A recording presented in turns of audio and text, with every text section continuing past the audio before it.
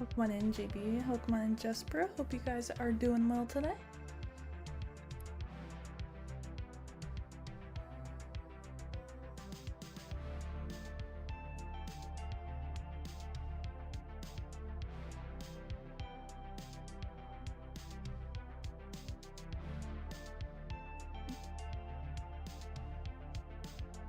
Welcome on in, Minnow. What do you mean the fuck is this? Welcome on in, Spider Bro. Welcome on in, Doctor Who. Hope you guys are doing wonderful.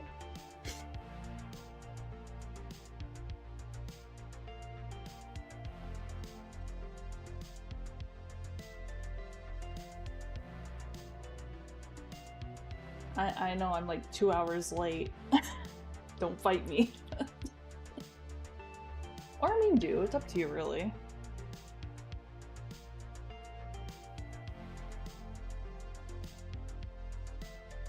Just woke up from a cold-induced coma.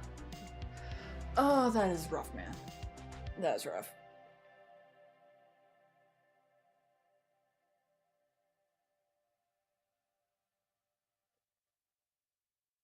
Okay. Do I have everything?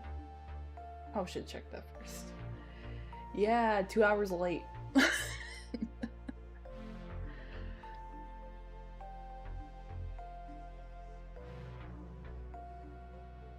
Oshi, no.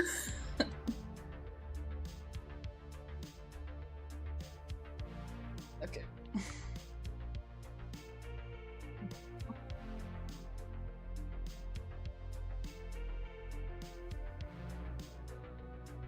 Honestly, I am a terrible Oshi. Terrible at doing updates.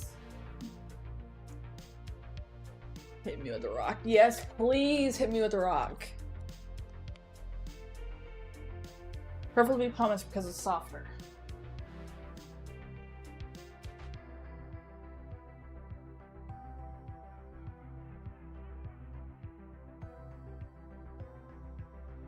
What do you mean whatever works? I'm doing alright.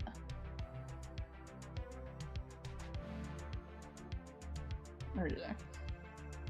Granite. No, not granite. Anyway. Happy Monday.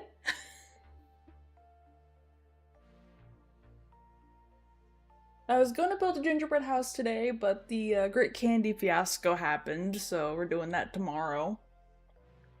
When I can buy the extra candy. But yes, welcome in everybody. Hope you guys are having a wonderful Monday.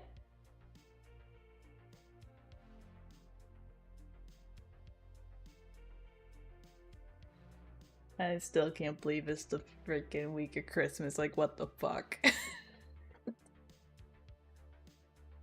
was like, oh, we'll just have, you know, we'll get through year drags, and then suddenly it goes like 90 miles an hour, and it's like, what the hell? It's already December. Stop, please. Please. So, do y'all have any fun plans for the holiday? I mean, fires could be fun too, but...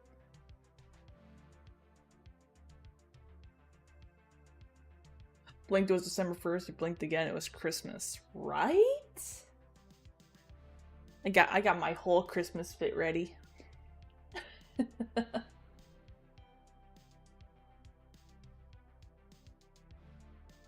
Which I didn't put out a schedule for this week because I honestly am not really sure how this week's gonna go. Since work's all screwy and stuff. Spending a little time with your mom, let's go. Love to hear it. I am not on good terms with my mother, so I will be spending most of mine with my siblings. Which will probably be fine. Probably. If not, well, it'll still be fine. It'll work out.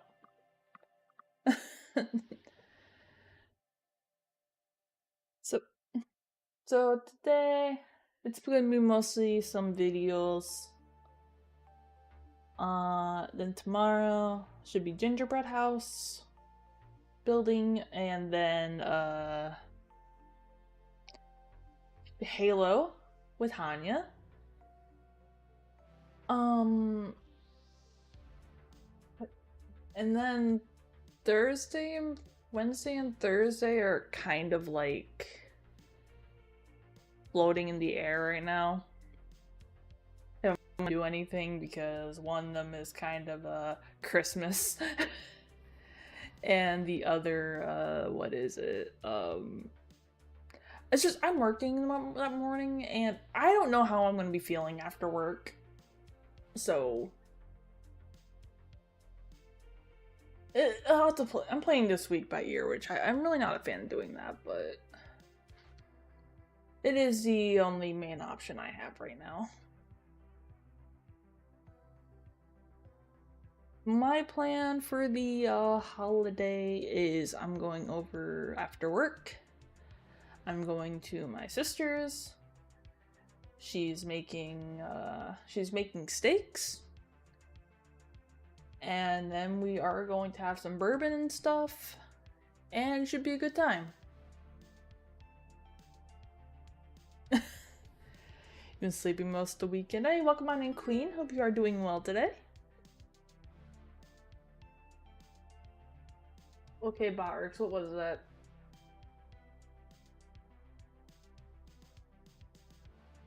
Are we doing this again, Barks?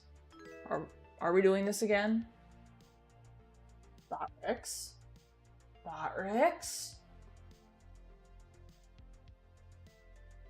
Behave. I even disconnected it from YouTube. What the hell? Why are you acting up again?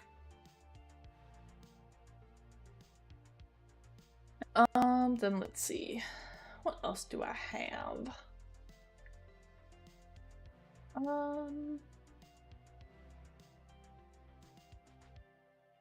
not really sure what's going on the rest of the night. Like, I might go live, I may not go live, I don't really know yet. For the rest of, for like, anything after Tuesday. So. But, oh yeah. But, you know what, you know what? But since I finally got my holiday outfit though, I'm just gonna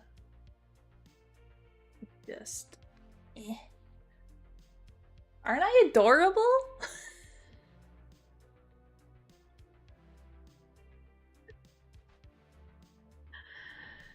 Okay, I made myself a little too small. Yep.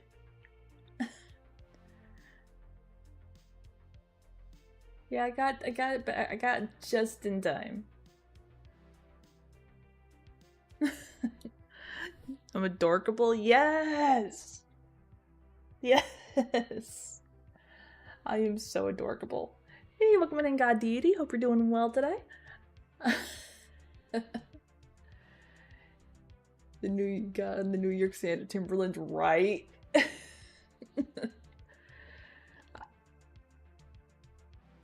Yeah, I wasn't sure if I was gonna get it back in time, but I did, so we in business, so it's fine.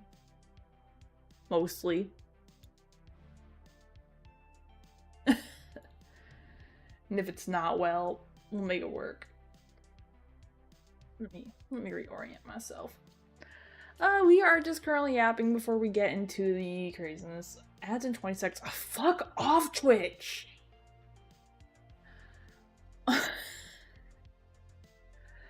It's always something. But yeah, we're mostly going on about the, some plans for the holidays, all that good shit. and my missing candy bag for my the gingerbread house building. Because I was over, because I had a bag of cookies and then I had a thing of candy. And I went over to my siblings earlier so I could bring the stuff over, so I didn't have to bring it with me on my way back from work on whatever the hell day Christmas is on. And then, but I didn't realize when I handed off that the bag I grabbed was the bag of candy I had bought for the gingerbread house building I was gonna do today.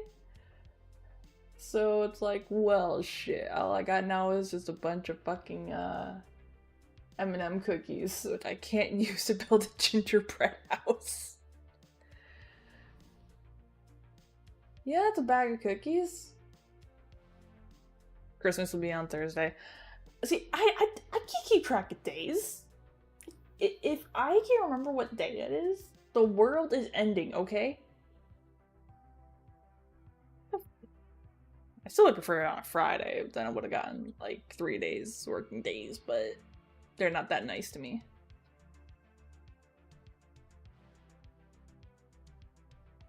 Tomorrow? Nice. Nice. Also, in other news, which I'm super excited. I gotta check my calendar here before I go talking stupid again.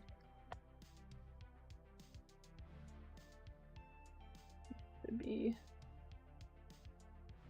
first week of January. There will be no regularly timed stream on since I am finally going over to the Air Force Museum. Hey, welcome in, Rafe. Hope you're doing well today. So yeah, first week of January, there will not be a regular stream on Tuesday because I am going to be out of town. Gonna be walking all over the museum. Gonna be a great time.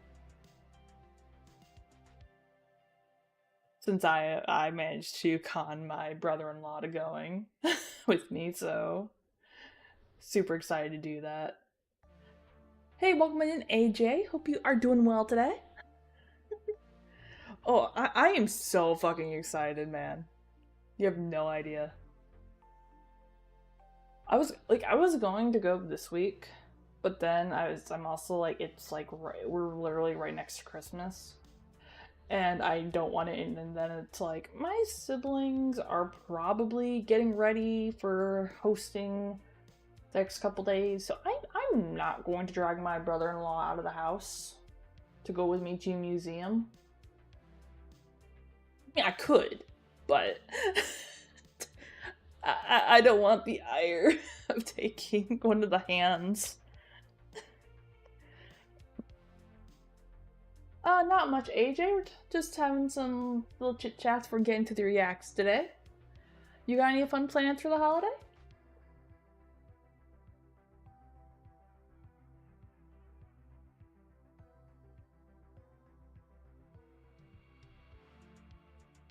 Hear me out, post-Christmas family field trip. I mean, I would, but both of my, I unfortunately, unlike a lot of my family, I'm kind of the, only one that's really into going into museums and stuff, so it would be pretty much of a giant drag if we all went. One day off, you work the rest, only Christmas off. Ugh, that's rough, man. Although I will say I did give somebody a really dirty look at work, I think it was Friday? Because, and I quote, I accidentally pulled the fire alarm.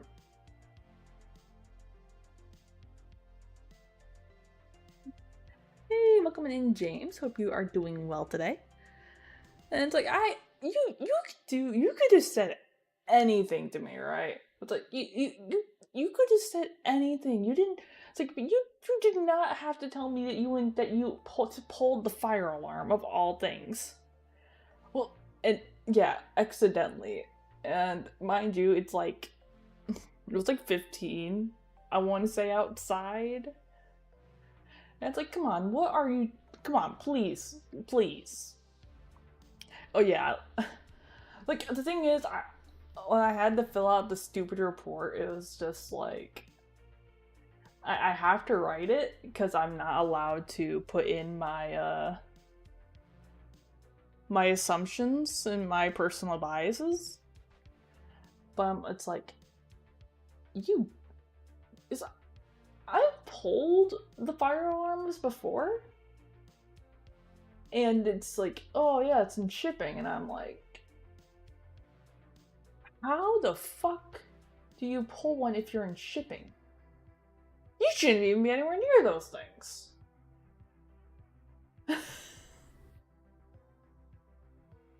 So I don't know if they were trying to get a tiny break, but someone snitched on them on the radio, so that was very short-lived.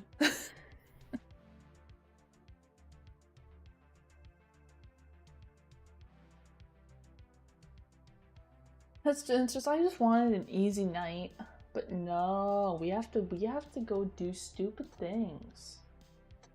It's like, even if it was an accident, I still need to fill that shit. Yeah, like if you're gonna pull that, like, come on, commit to it.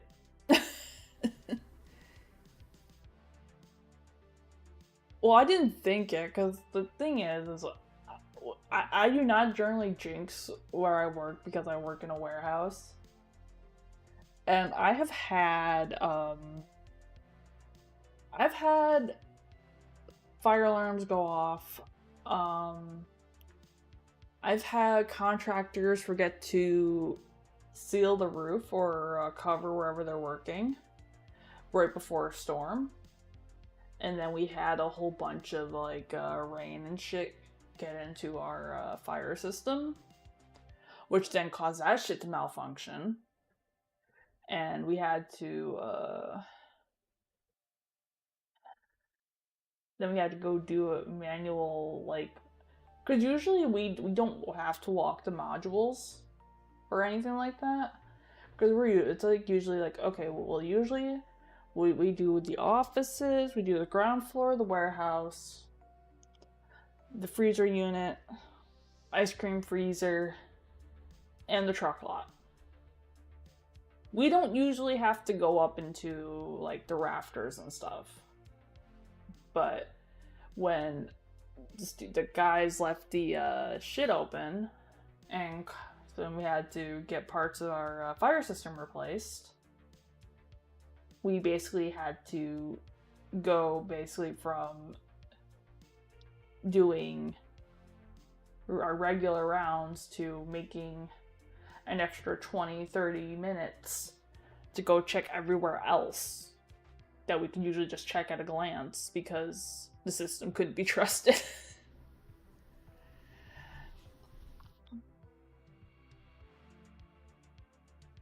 Let's see, then I've also had the contractors leave open the ammonia control room. And that's fun. You just say it's a warehouse, but in reality it's a sheet tin hut with random stuff in it.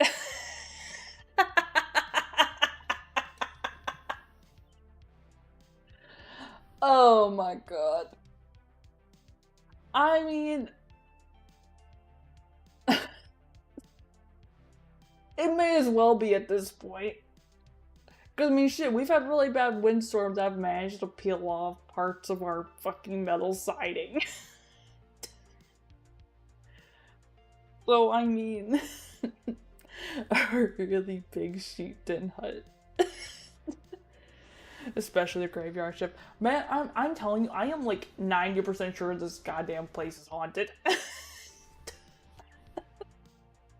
Like, the amount of shit I have heard on a Saturday when it is only me, a couple drivers, and then just one guy that works in the yard who like just is there for like 40 minutes to set up shit for Sunday.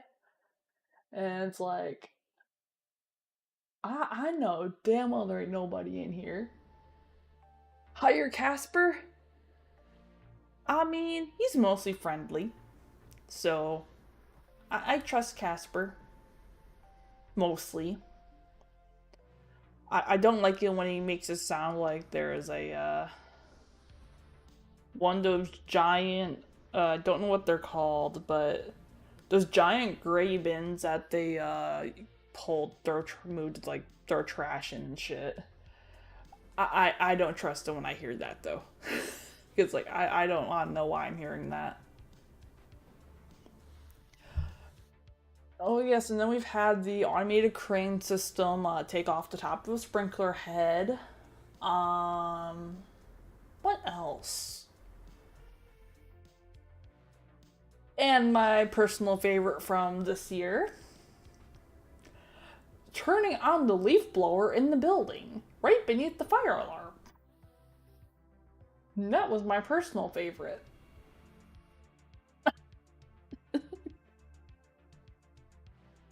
Your house turned to Silent Hill and you've had coyotes making noise. I don't really have to worry about coyotes as much, but,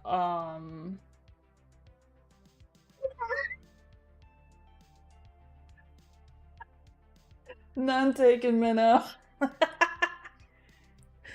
None fucking taken. You might see Casper. You're right, though. Well, you see, like, there's things though, like, I can do to, like, get around that, though, to see if it's actually real or not. Can see picture Scarlet walking around work like a Scooby-Doo character with ghosts around. Man! Give me a really bad episode and, we might talk, but then I'd probably be freaking the fuck out and be dragging myself to the hospital for a few days till I level out.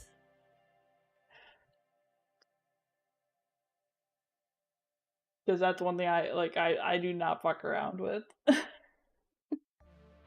Even though I don't usually have moments, but when they do, they happen, and they're not pretty. The kill stream button exists for a reason.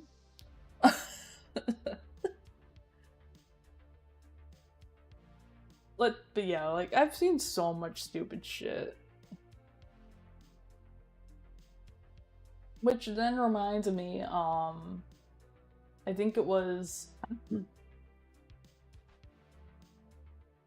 episode Black Knight chasing Shaggy and Scooby. Hey, look, man, if it is the Black Knight from the, Holy Grail, yes. If it is Black Knight from Monty Python and the Holy Grail, yes, please. Because at least that way, I can take him out. When Ghost Trucker chase Scarlet and the intern. We don't have an intern. Or at least I don't think we do. Pretty sure we don't. I don't think we do. Now you got me thinking. Because I'm not privy to, like, everybody's, like, positions. I don't think we have any interns.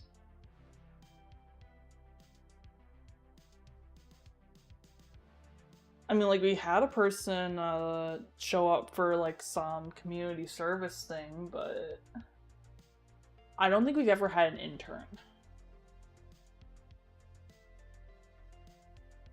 I no, no.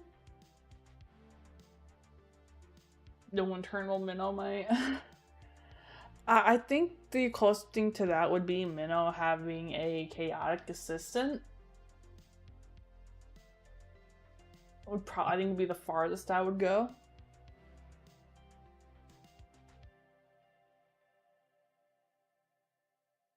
Besides, I could not. I don't think I could handle having it working with it, having an intern. Nothing against them, but I would just be like, oh, well, so yeah, they could do this thing, or they could help with this thing. But on the other hand, I'm also like, I'd rather do it myself, so I know it gets done correctly. But then I feel bad because I also need the experience.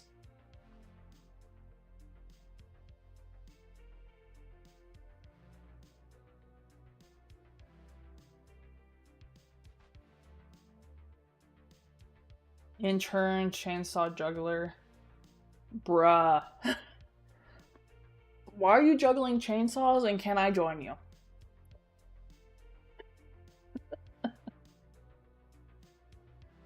Actually, no, I don't think I'd want to juggle the chainsaws. That might be a bad idea. I might lose an arm. Maybe two. How heavy is a chainsaw?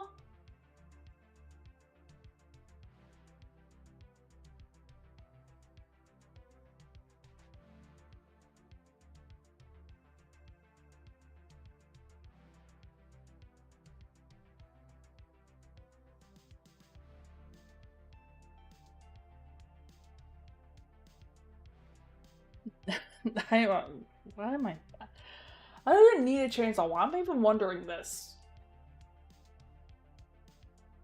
This is y'all's fault. Making me wonder about chainsaws and shit.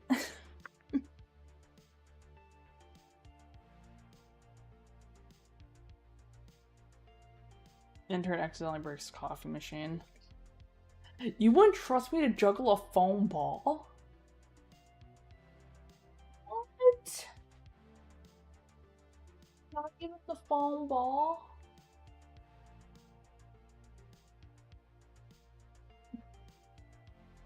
What do you mean? Okay, to be fair, I would juggle the foam balls for like 2-3 seconds, 2-3, like 20 seconds, and then I would chuck that shit. I'm gonna continue Resident Evil 4, probably beginning of next year. Probably. I got it penciled in on the calendar for next year. Yes, I actually use calendars.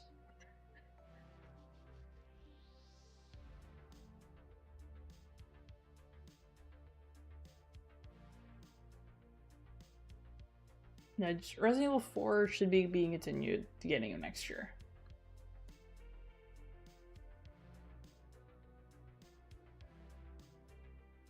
And then if that doesn't work well,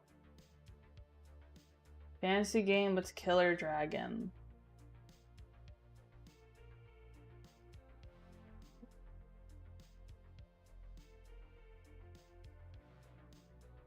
I'm not sure which game we're talking about. Though I know I still need to get back to Dark Souls. Unless you're talking like Final Fantasy 16, which had Ifrit, which I can't play on stream because resources. Oh, like, but I haven't. Oh, dang, I also haven't tested it since I've gone in actual SSD.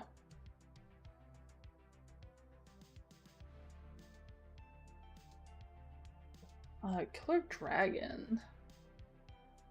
Oh, let's try Dark Souls, where there was the Drake. Oh, you're talking about Dark Souls with the Drake that I gave up on because I was getting so fucking mad because whenever I tried to kill it, I was like, I'm gonna roast you alive.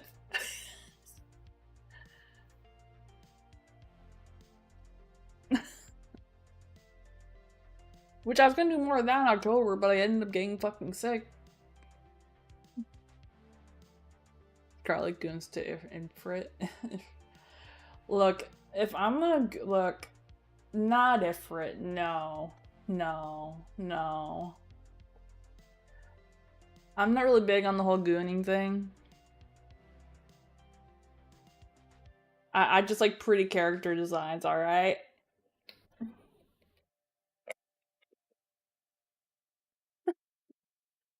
Like, I was watching, I was watching Lilith do the new raids that dropped on Final Fantasy 14.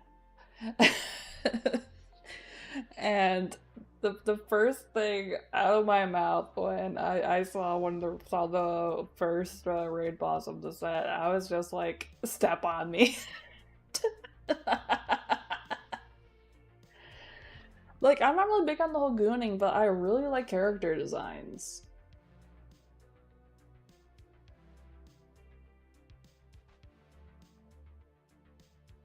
Hold on, maybe I can find a picture of her. Oh, what the fuck was her name? Shit.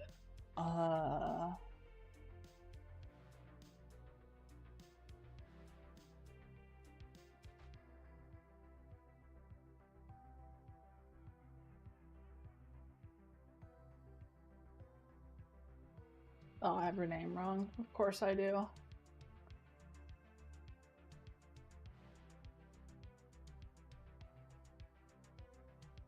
It does. We do need to see another run of Keylog. Yeah, we do. We do.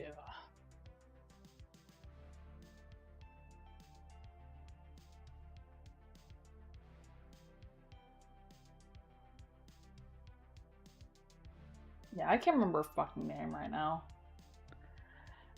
Goon, henchman, minion, am I forgetting any? It also means jokester? I did not know that. I learned something new today. Lackey. God, I heard lackey in so long.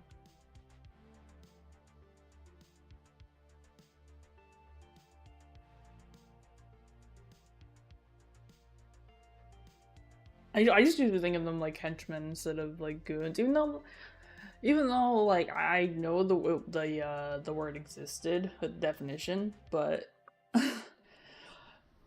people have such a hobby. Well, I can't even say hobbit. People have a hobby of like redefining things, and it's like, please, can you not? Like, surely you can like figure and not redefine something that's like completely different.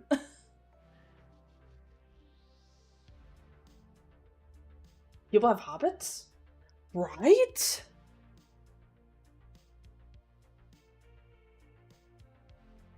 I still have not watched Lord of the Rings, and I still will not watch Lord of the Rings anytime soon.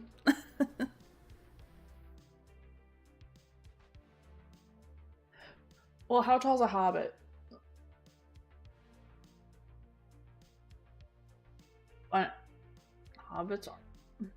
I can't even be insulted because I don't know how tall a hobbit is. Oh, I am not that short. Like, God, I'm not a midget.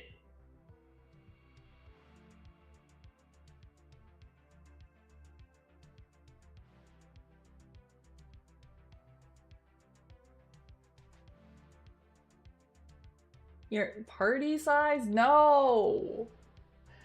Maybe if I was in my chibi form, like M&M's.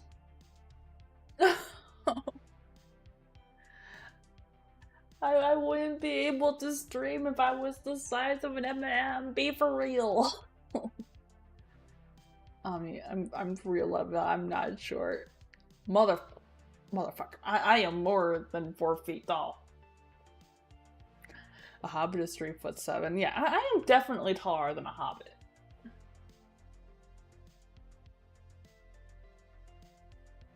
It's like I'm definitely taller than a yardstick.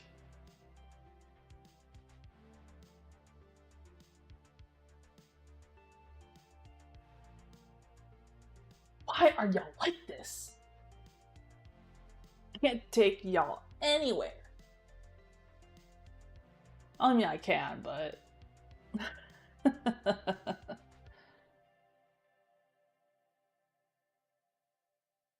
A yardstick is only 3 feet. Point stand, I'm still taller than it. I'm still taller than a yardstick. So, yeah,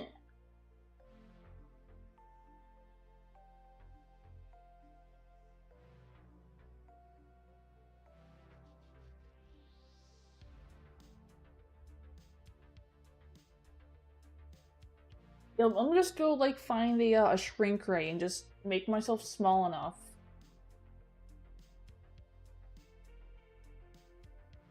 Do I use my tail for fishing like a slowpoke? I mean, I could try, but I don't think it has that kind of strength. I don't think it has the strength for that. Roof of 1 is still taller than yardstick 2. Bruh.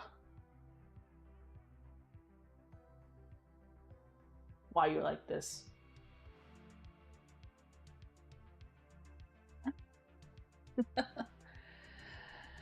This is my life now.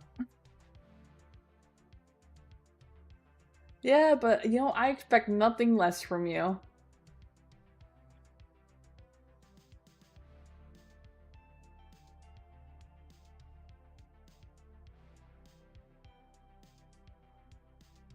Oh, that reminds me, I still need to do I still need to finish out that stupid, deep dungeon on 14. Yeah, y'all remind me of all the things I need to do. See, I've never had experience that, but I've heard stories from when my uncle was in Catholic school that they had a few that would do that. They were like banging on the desk and shit.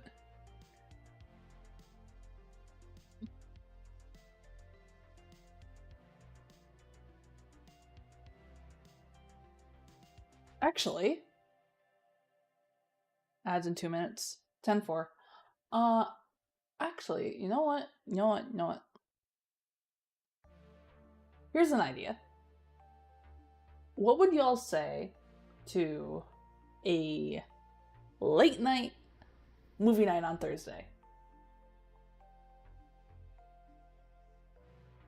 Or like a movie night like Wednesday night.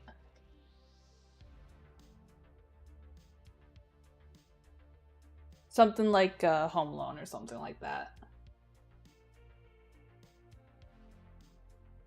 That's just real. It's been like ages since we've had a community movie night.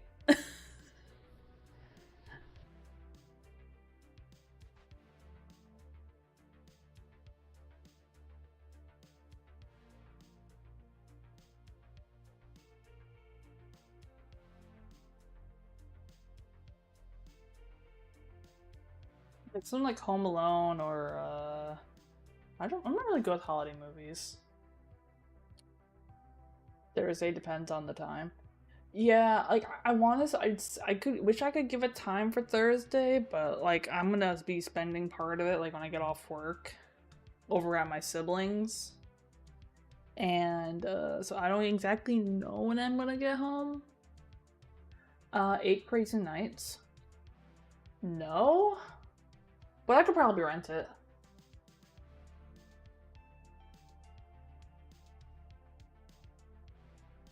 It'll be the first time I've rented something for community movie night.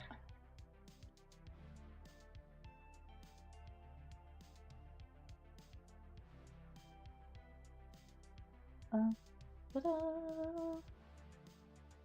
8 Crazy Nights.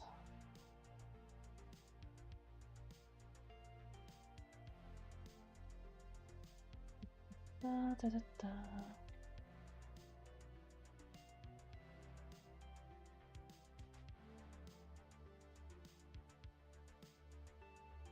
All dogs go to heaven. I have never actually seen that movie. Die Hard. I can't remember if we watched Die Hard last year.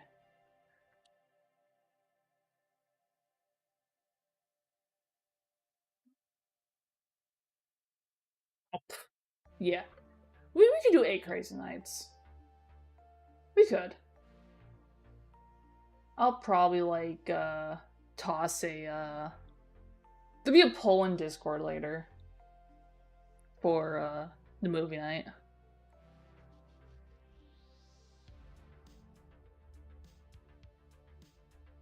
Miracle on 34th Street. Like, you see, I haven't really watched a lot of holiday movies. Like, Home Alone has a special spot in my heart. Like, I watch that shit every year.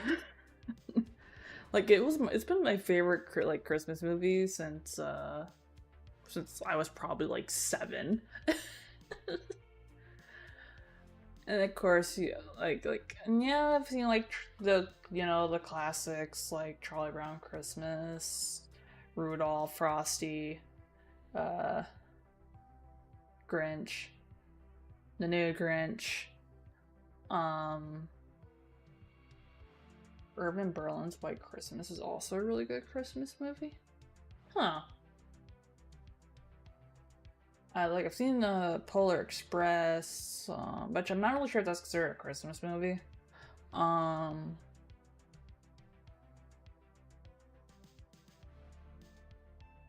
I've really seen a lot of Christmas movies. Really haven't.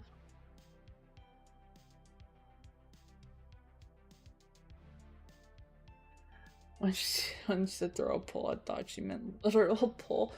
I mean, for throwing poles, I mean, Gundam Wing Endless Waltz. So, I haven't really watched much regarding Gundam. So I would be pretty oblivious to a lot of it. Like, I know what Gundam is, but I've never really like watched much of it to really have anything to really go off of.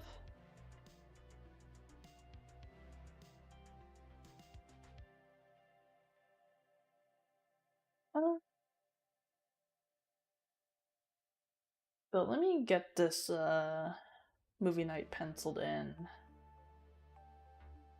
That would definitely not be where I would recommend starting in Gundam.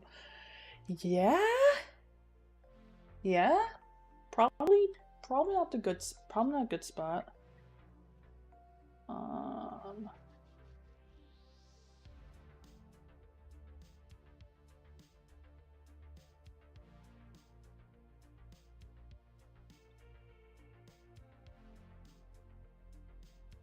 Like, I wouldn't even know where to start in Gundam.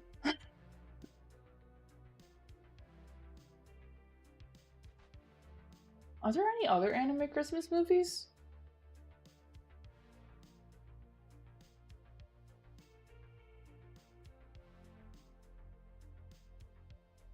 Because I know a lot of them do like anime episodes or whatever for them, but never like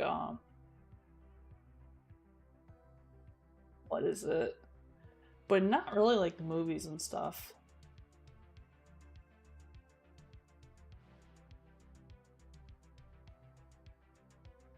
Yeah, I can't think of one either.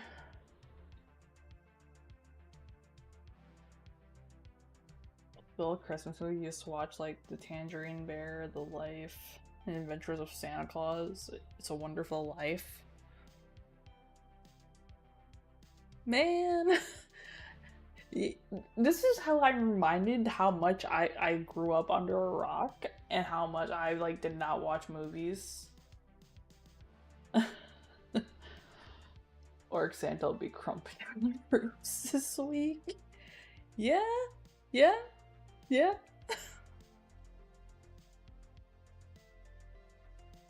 The Endless Waltz is one of a kind and is one of a kind of a joke in the same vein as Die Hard. It counts, but Christmas is not necessarily the focus. Oh.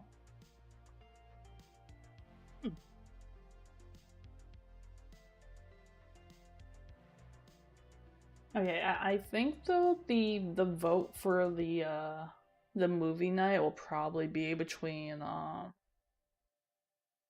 Eight Crazy Nights and Die Hard. Or not Die Hard, Home Alone. Jesus Christ. Let's see. Santa, did you watch this year? Oh, Jesus. Alright. I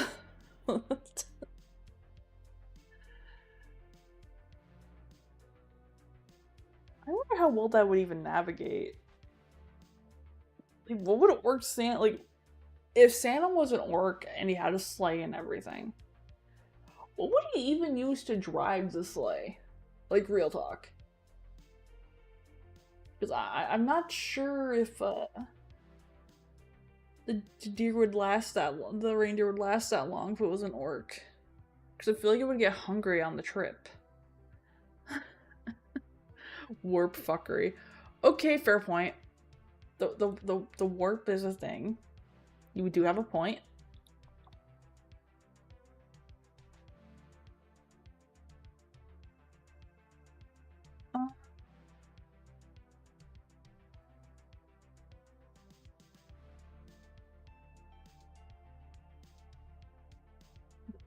God damn, I just lost my train of thought. Because he's an orc, the sled would drive itself.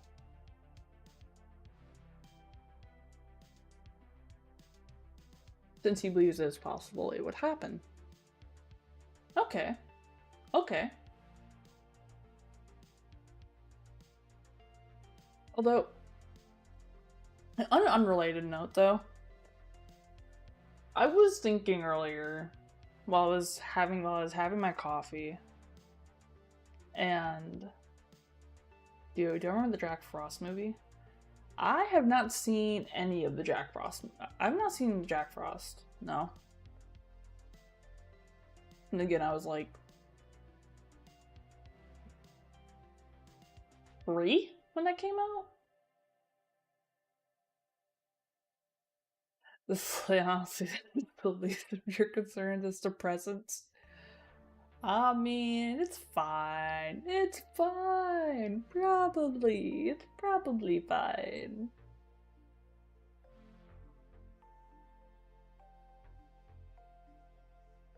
What could possibly go wrong? It's not like, say, he's dropping off like something like, say, The Flood in a box or a Tear of the Tyranids.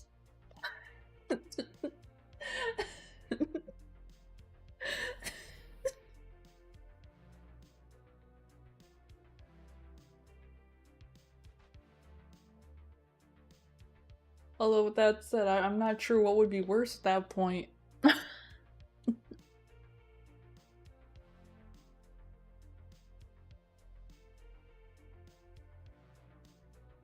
Okay, yeah, looking at that image, I do not have any recollection of it.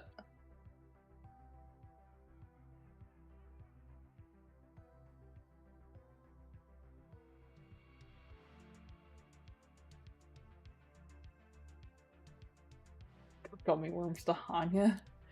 Like, look, I'm already committed that if I go to a convention and I see Hanya, I have already committed that I am going to give him a present.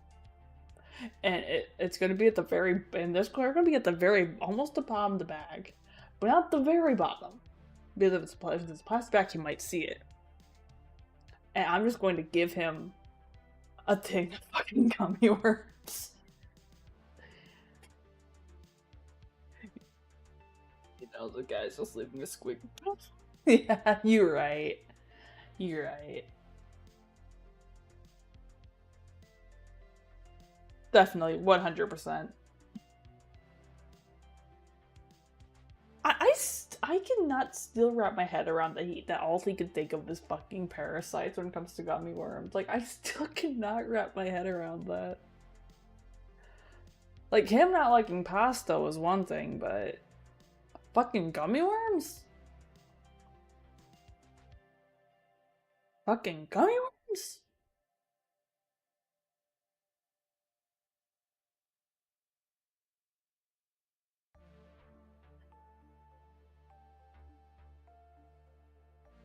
I can't remember what it was about pasta he didn't like. I can't remember exactly what it was. There's something he didn't like about it.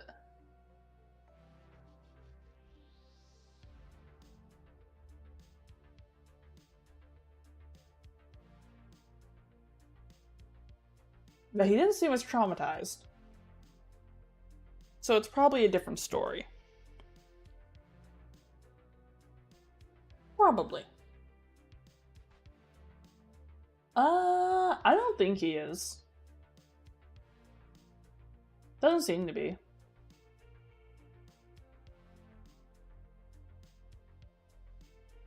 Again, I also don't like, I don't ask people what their heritage is unless I generally only know if they're forward with it. Because it's none of my business!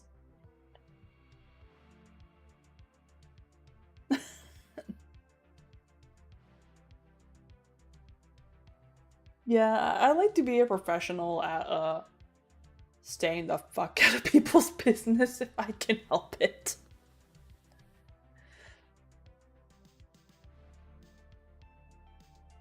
Like, I'm waiting for the day when I say something stupid and then someone takes it out of context and then someone's gonna go on Twitter and I'll be like, yeah, that was me.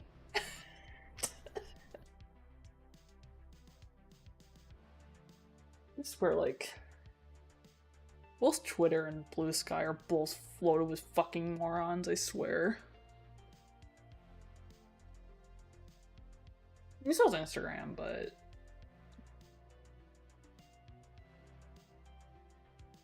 yeah, pretty much. I don't care where they're from. I just care if they're a decent person. Pretty much. Telhania hunters in Halo made of millions of gummy worms. Because it's like the whole thing with how people don't like which is probably the most I'm gonna say on this. It's like how people don't like the Israel, and then they will talk about all that, the Israelis and that. And my thing is like, they're not their government. I'm not gonna give someone a stink eye because of where they're from. I'll define on other things, but not because of where someone's from, not their heritage.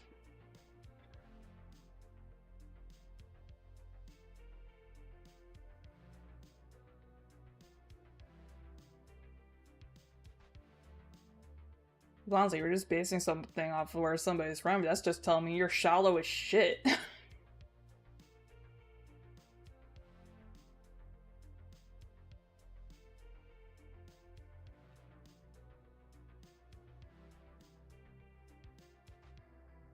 So I'm curious, since I know some of you are more familiar with the specifics of Warhammer and like its factions and stuff. What would be worse? The Flood or the Tyranids?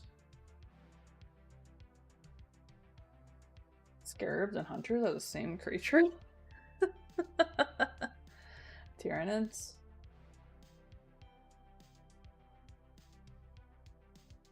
Because I know the Flood can infect like fucking crazy. But like the Tyranids like eat. But like the Tyranids like eat everything. Yeah, like that shit. I saw that short the other day, and that shit has been in my head since, because it's like, holy shit.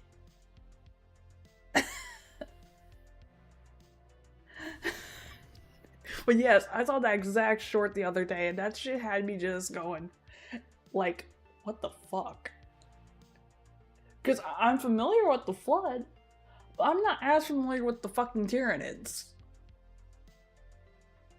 Tyranids, the Flood can be contained more readily.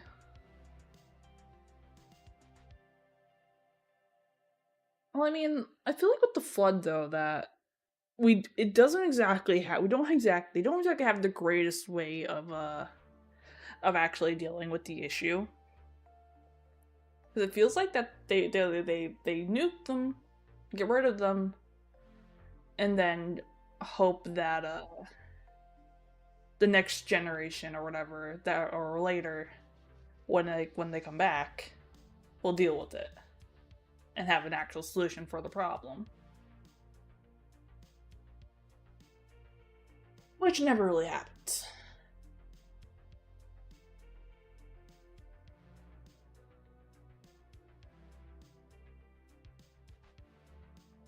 Tyranids would win in maybe a few hours. Okay. Okay. Okay. I should really find a lore video on the Tyranids.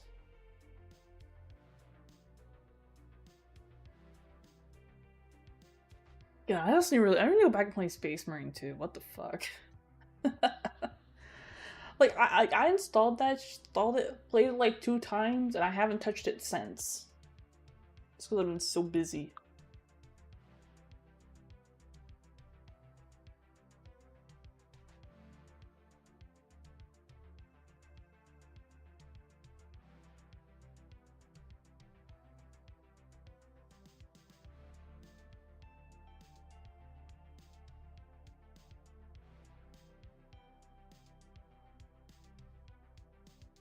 Yeah, I could say that, though.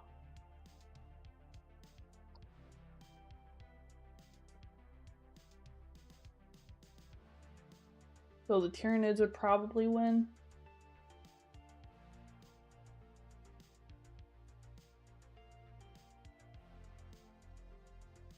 I feel like it'd probably get a lot more complicated digging into the deeper lores and stuff.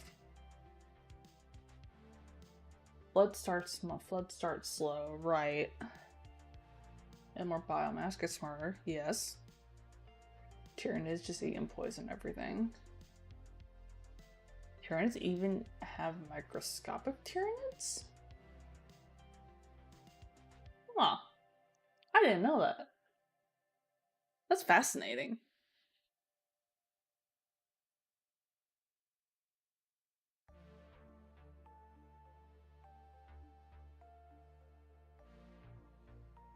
Okay, thank you for the pictures of Orc Santa in Discord. I love that. That is great and amazing.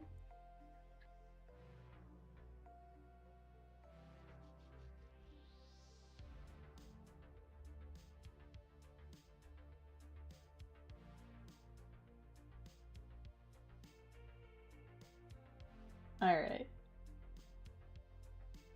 There would be a part cell by cell in the world. Yeah, they would. Would not be a pleasant way to go for sure. That'd be a very painful way to go. 100%. Super painful. 10 out of 10. Do not recommend.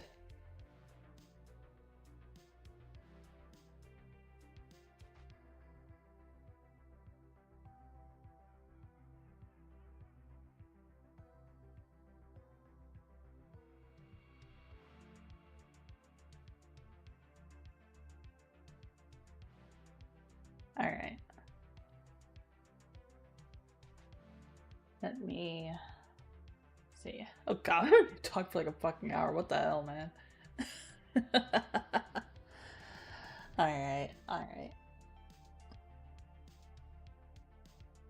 Yeah, coffee.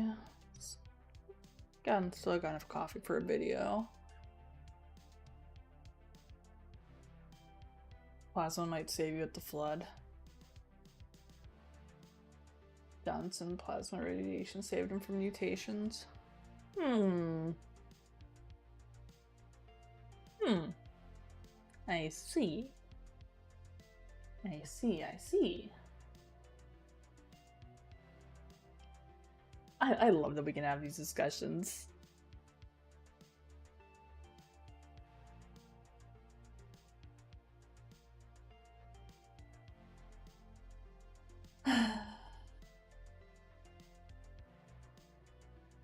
Yeah, I just found it really interesting.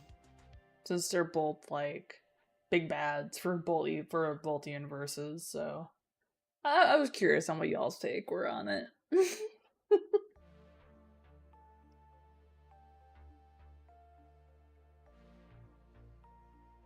Have psyker units. Oh, I didn't even think about that. I did not even think about that part.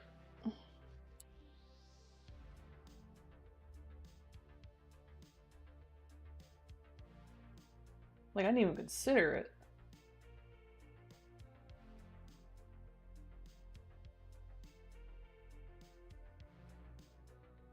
Project Orion treatment. The plasma thing was a cover for Johnson.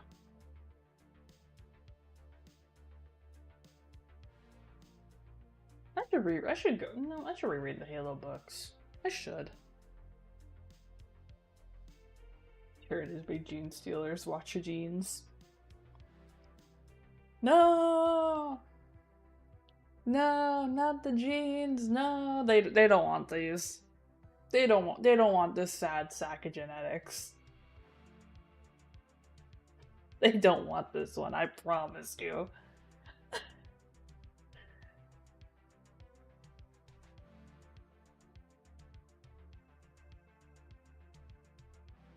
That dead ass Vegetarian looked at me, I was like, I want your genetics.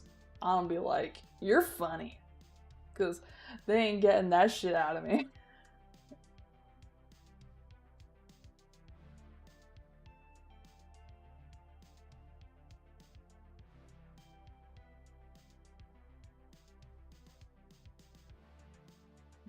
Spartan.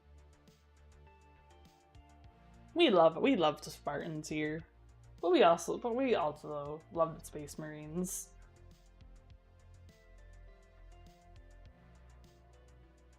Both are celebrated here.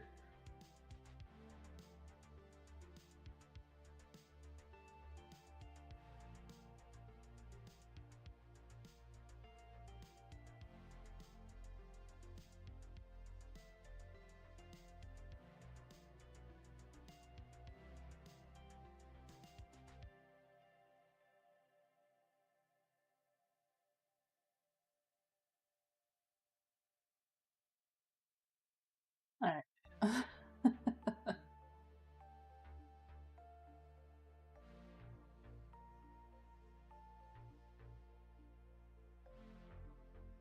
If Spartan process was real, would I volunteer? Considering the actual process to become a Spartan, I 100% would not volunteer. They wouldn't want me anyway. My body will be no good.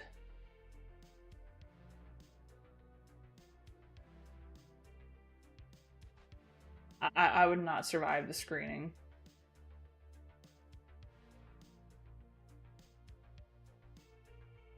Cat.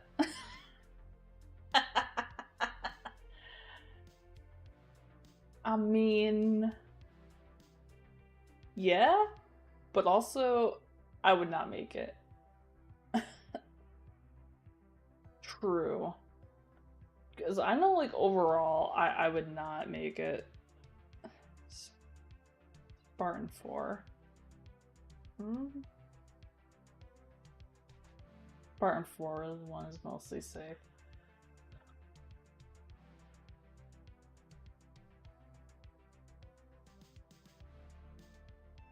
I remember which one that is.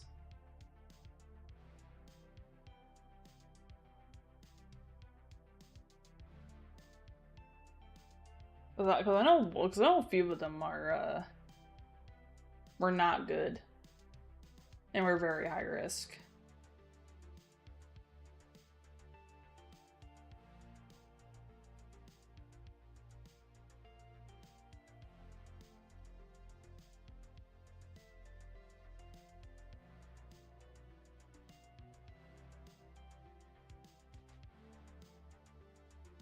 The highest success rate because it also be changed to the kids.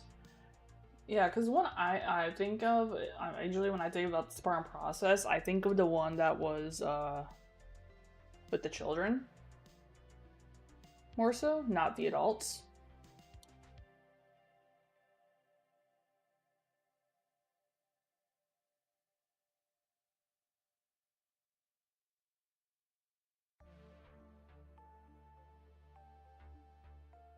Farm 4 one can be done for adults is a lot less invasive. Yeah, I'm not quite as familiar with that one process.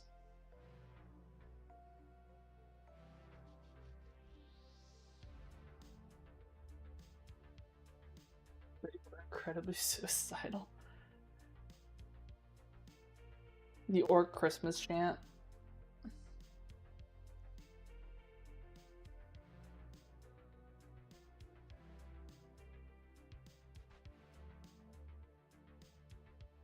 Spartan 2 and 3 versions require you to still be a kid and have lower success rates. Yeah, I don't think I would survive any of them, to be entirely honest with you. I don't think I would make it.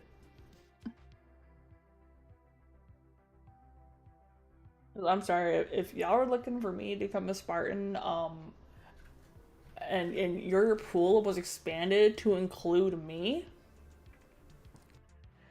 shit's gone wrong.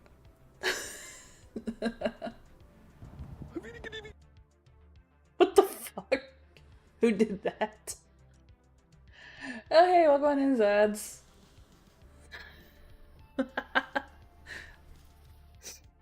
How you doing, man? Their Spartan 3s are all emotionally unstable war orphans. Voluntold.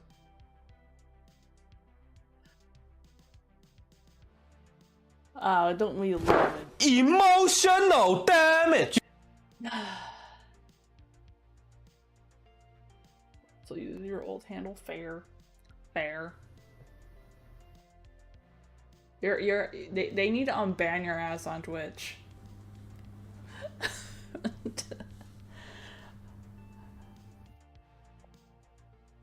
Yeah, don't we love being voluntold what to do? No, don't we love that?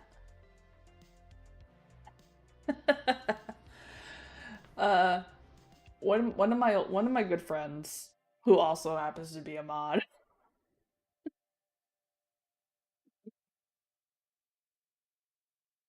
No, not Queen. Queen came in earlier.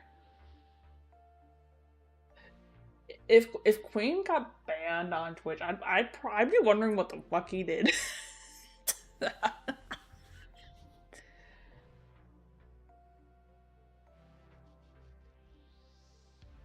But I mean, hey, you got the fort on this side though, so I mean, kind of works out, kinda.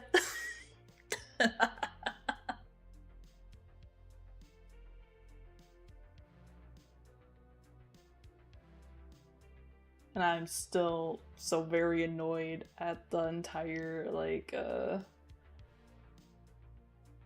what were we talking about?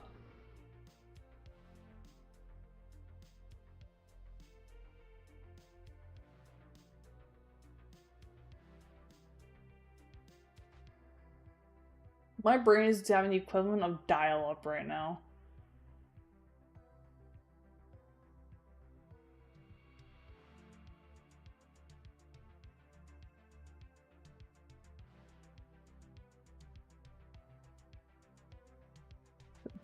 Cat person could join the Imperial Guard. They got cat people. Hell yeah! Sure, why not? What could possibly go wrong?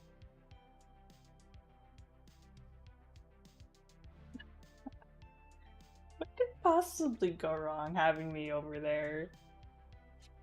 Nothing could possibly go wrong. No, no, no. And before I just raid the entire treasury.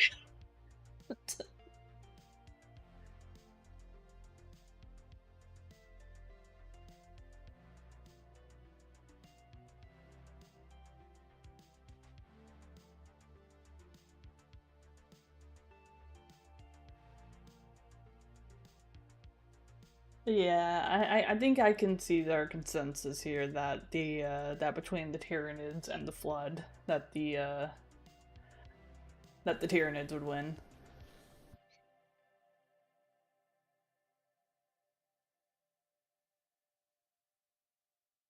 I should get some Warhammer book from Warhammer lore stuff so I can read.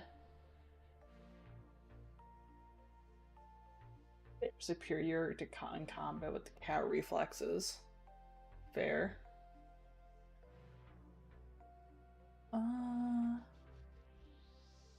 My knowledge of the 40k universe is not that great, so I cannot tell you. Felonids.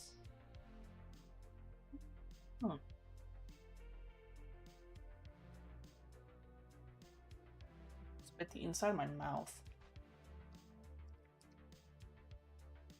That's insulting.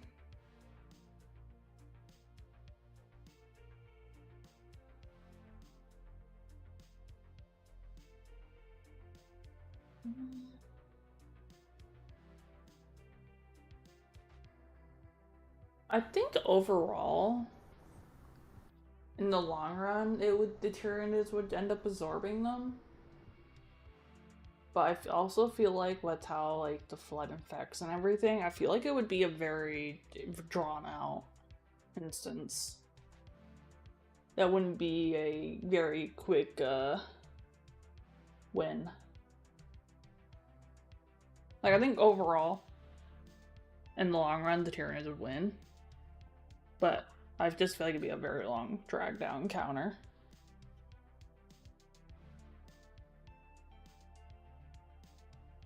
Depending on what gets infected.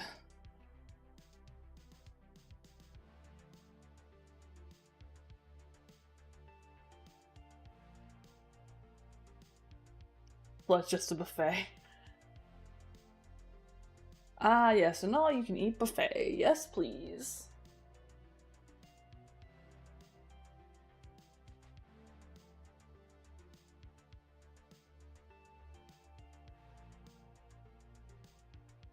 Okay. Unless Nurgle gets in on it. Ah, Nurgle. Alright, alright. So, I'm gonna go stretch, refill my water, and then, we're gonna go get into the reacts for today. So I will be right back.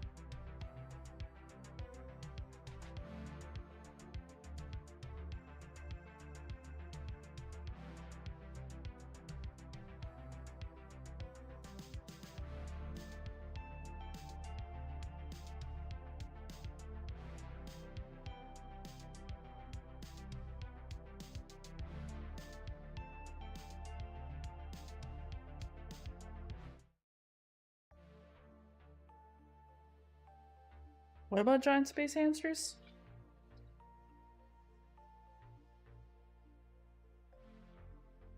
What the hell did I miss?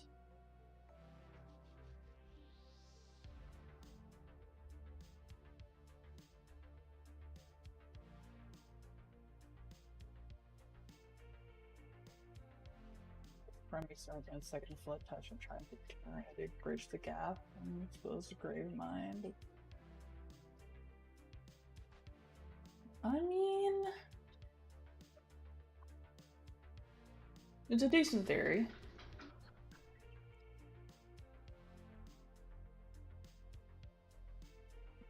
The can of raid. No. Not the raid. No, no, not the raid. Okay. Alright, so my question for y'all right now. Kentucky Ballistics, that electrician, or oh yeah, I just closed that tab. Okay. I guess we're going between those two right now. Was Tyranids are not running from something or actually going to a new food source? Well, I mean, if the Tyranids devour everything, it is very much possible that they are just going place to place for food because they just annihilate everything that they could have eaten. And then you go find another place with food.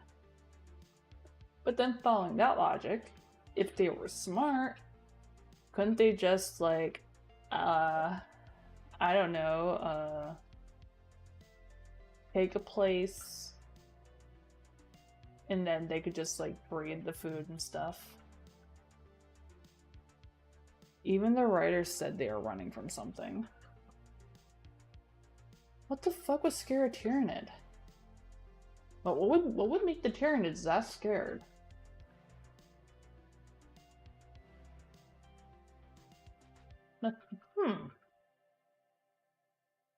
Maybe the Eldrazi. Job applications. Oh no, not the big scary job applications. Boo! Energy beings are robots. I could see robots being a threat to the Tyranids.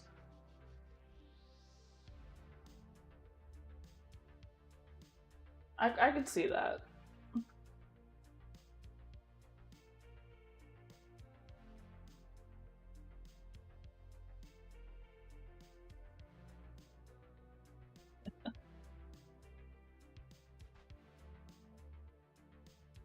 Yeah, the options are, which one would you like to do first? The Kentucky or the Fat Electrician?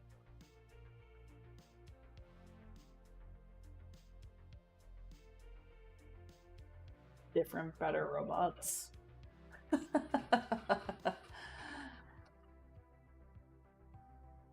I am loving this whole like discussion there about the Tyranids.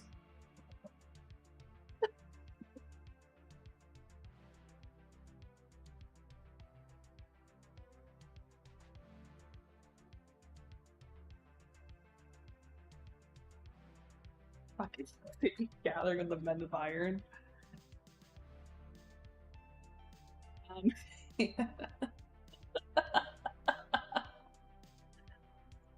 Oh my god.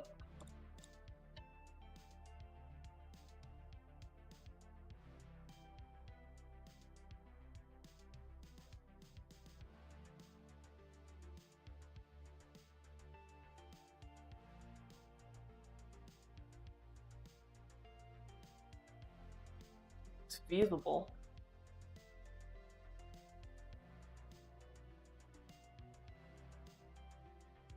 I'll give it that. Space Dwarf clones with AI overlords. I mean, I wouldn't know. But I have to say, if I had to pick between a corrupt politician or an AI, I'd be more inclined to pick the AI because at least the AI is predictable.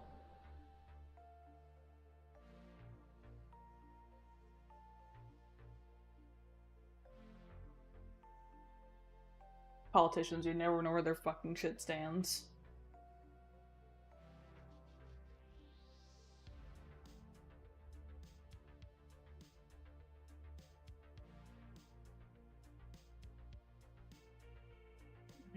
Let me switch. Let me grab the Kentucky Ballistics video. We're gonna do the fat files first.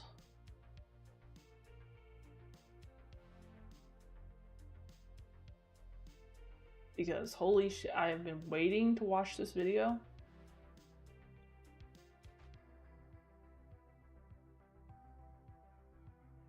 Because ever since I saw the Colonel Sanders Fat Files video show up on my feed, it's like, I need to watch this.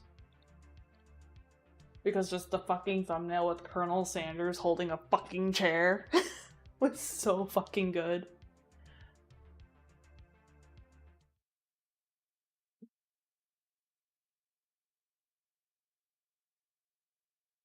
So, we're gonna start off with the Fat Files.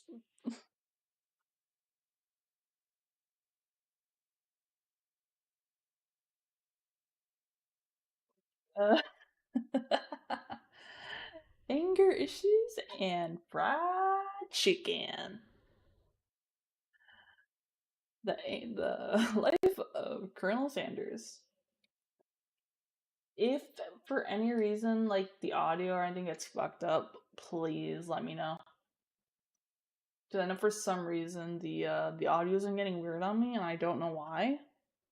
So if shit gets weird, please do tell me.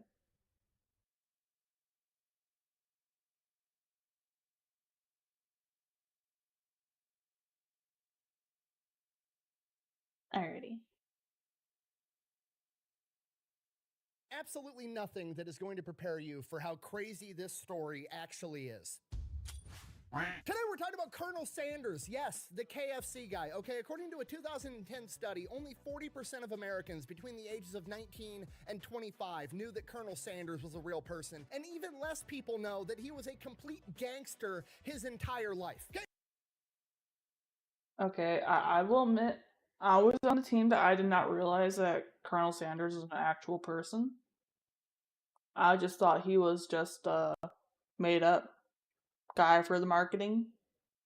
I didn't realize he was actually legit. And gangster? I'm sorry, what? This guy?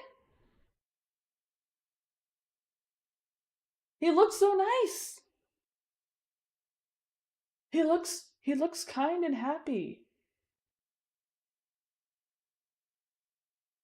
And again, that's probably how he gets you. Is that he looks kind. You wouldn't expect it to be him. Most people don't realize this, but the sweet elderly Southern gentleman from the KFC logo didn't start selling Kentucky Fried Chicken until he was 66 years old. No shot. His nephew openly is famous for chicken? What the fuck? They're like right next to each other where I live. That's fucking wild. Prior to that, he had done every job under the sun. He worked for the railroad. He used to be a lawyer until he lost his law license for beating up his own clients in open court.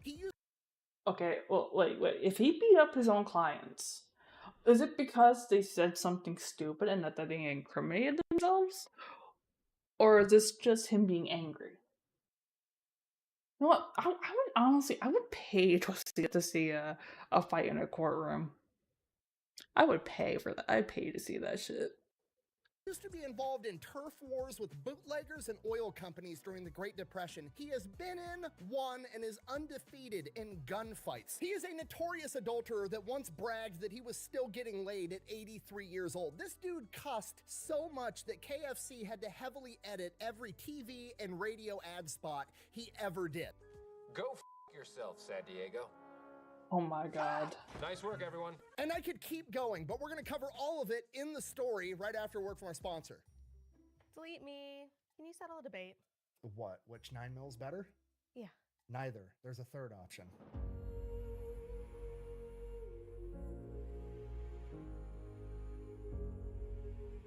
Oh. Didn't know you were packing. No respect for the classics. All right, here's the deal. Super simple, straightforward business model. You give them money, they turn around and make sure the YouTube, data literally brokers on the YouTube. internet aren't selling your Fair. personal information. What does that even mean? Okay, here's the entire internet and every free service on the planet inside of a nutshell. Okay, there's a saying, if you're not paying for the product, you are the product. What that means is pretty much anything on the internet that you use, that's a service, whether that be Google, Facebook, Instagram, Snapchat, all of it. Okay, it's all an app. So one of two things is happening. They're either going to feed you ads, and that's how that company makes money since their service is free, or they're going to collect your personal information, then turn around and sell it to data brokers on the internet, and then they're going to turn around and Honestly, sell really it to annoyed whoever with YouTube buys it. right And now. Next thing you know, you're getting 17,000 robocalls every single day. And that's where Delete Me comes in. They will look through all the major data brokers and find the ones that are selling your personal information and submit opt-out requests on your behalf, and then they are legally obligated to comply. And then they'll continue to monitor these data brokers, and if they get your information again, Delete Me will submit an opt-out request again. Basically, you're paying Delete Me to get rid of all the Oh, is that downsides fun? of all of the free stuff on the internet, which I think is absolutely worth it. If you want to check them out, I'll have a link and a discount code down below. Let's get back to the video.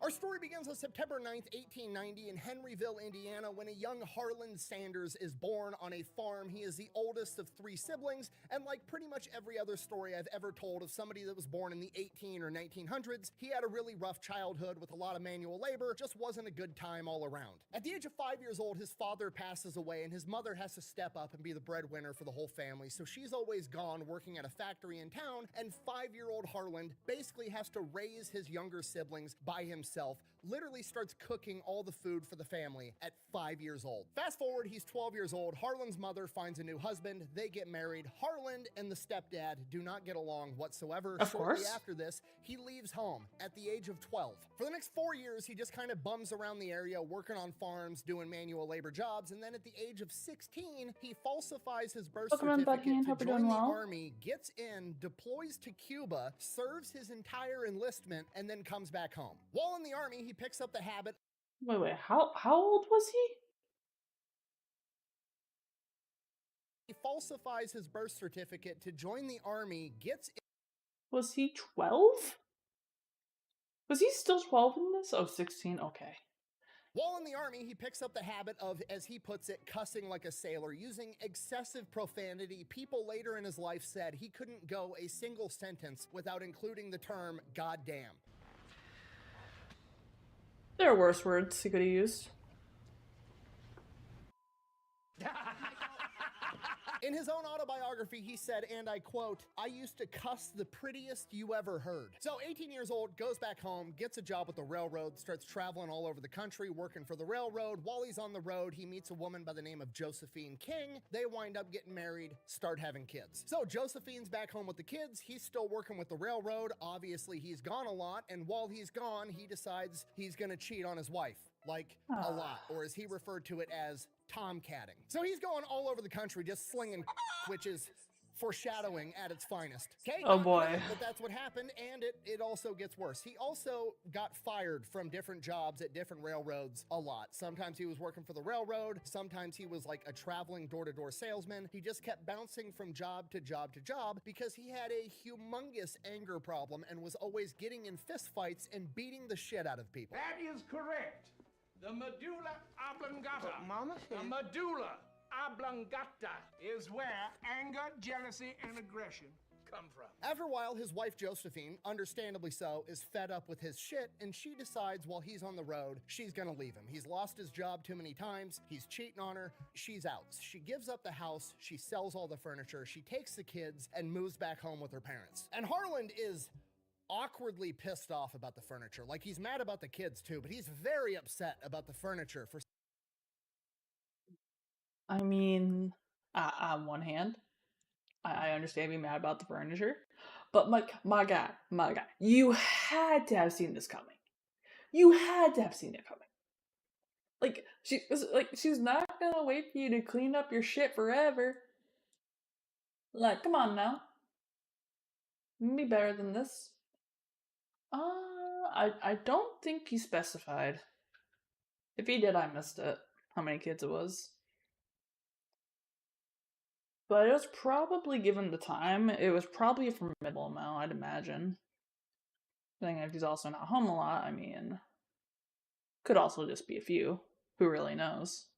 For some reason. Like in his autobiography, he says, and I quote, "That hurt me. I figured she didn't have any right to take my children or give away my furniture." He is equally as concerned about the furniture as he is about the kids, which I don't understand, but whatever. And it's probably because the furniture is gone. She gave it away. There's nothing he can ever do to get his precious furniture back. The kids, on the other hand, she still has the kids. They're at Grandma and Grandpa's house living with Josephine. He could still do something about that. So like a rational adult, he decides he's going to go to court and fight for custody of his kids. No, I'm just kidding.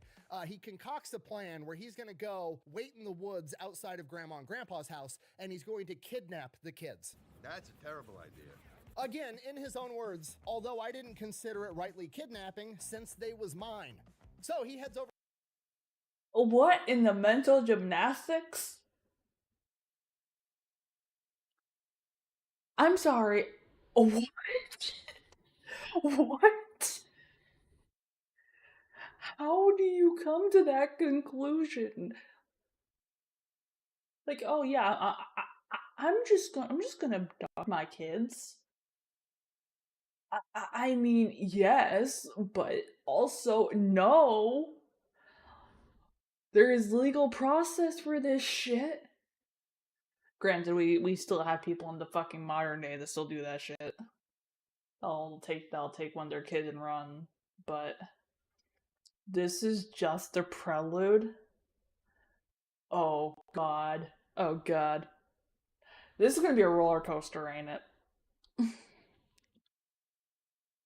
To Grandma and Grandpa's house, hiding in the woods in a pile of leaves, waiting for the kids to come outside to play. He's then gonna snatch up the kids, take them to the train station, and bounce. This is the early 1900s. They're never gonna catch him. So he's out in the woods, laying in this pile of leaves, waiting for the kids to come out to play, and he's just waiting, and then eventually the sun comes up. It's Kentucky, it's summertime, it starts getting hot, he starts getting sweaty, there's flies buzzing around, and after hours of waiting, the kids still haven't come out. He's like, okay, this isn't gonna fucking work. So he decides he's just gonna go up to the door and knock. Goes up to the door, knocks on the door. His father-in-law answers the door and just says, "Howdy, Harland," and invites him in because, you know, it's the father of his children. Why wouldn't you do that? He has no idea the guy was just planning to kidnap his grandkids. Harland, his father, and Josephine then proceed to sit down in the living room and have awkward small talk for a little while. And he, like, just gets up eventually and is like, I guess I'm gonna go. And Josephine is like, where are you going? And he's like, I found a new job in Illinois working for the rail company. I'm gonna head out there. And she goes, no, I think you better stay with me. And that was it. They stayed married for another 37 years. Now he's got his family back, I guess. Well. Okay. You had me going there for the first part. The second half kind of threw me. Absolutely. I could never. I could fucking never. I'm sorry, like, if I was married and then turns out, like, my partner was cheating and doing other stuff with people over years, I could never, like, no. That go out the door to the, like, throw that, like, that, just throw the whole thing out. Not the kids. But throw the partner out, like, holy shit. I mean, I have needs. So it's like, yeah, you could also just, I don't know, you could talk to your partner, and, you know, maybe some of them might be negotiable. I'm not going to say for others. I'm not going to say for myself. But, you know, communication, motherfuckers! Zero life lessons learned, keeps cussing, keeps fighting, keeps cheating on his wife, goes back to working for the Oh yeah, railroad. it does, Eventually, 100%. He decides he wants to better himself, he wants to get a better career, make more money for his family, the whole 9 yards. So he starts studying to become a lawyer via correspondence, basically taking college classes through the mail. Think of it as like antique version of online schooling. That's what he does. Winds up studying to become a lawyer through correspondence, passes the bar, and becomes a lawyer. Does that for a little while, has a pretty successful law career spooling up, and then one day, in open court, his temper gets the better of him. A medulla oblongata. We don't know the exact context of what happened, but Damn. every account of what happened has a chair involved. Some accounts say that his own client attacked him with a chair. Some accounts say it was the other way around and he beat the shit out of his client with a chair. Either way, he turned the open courtroom into a WWE match.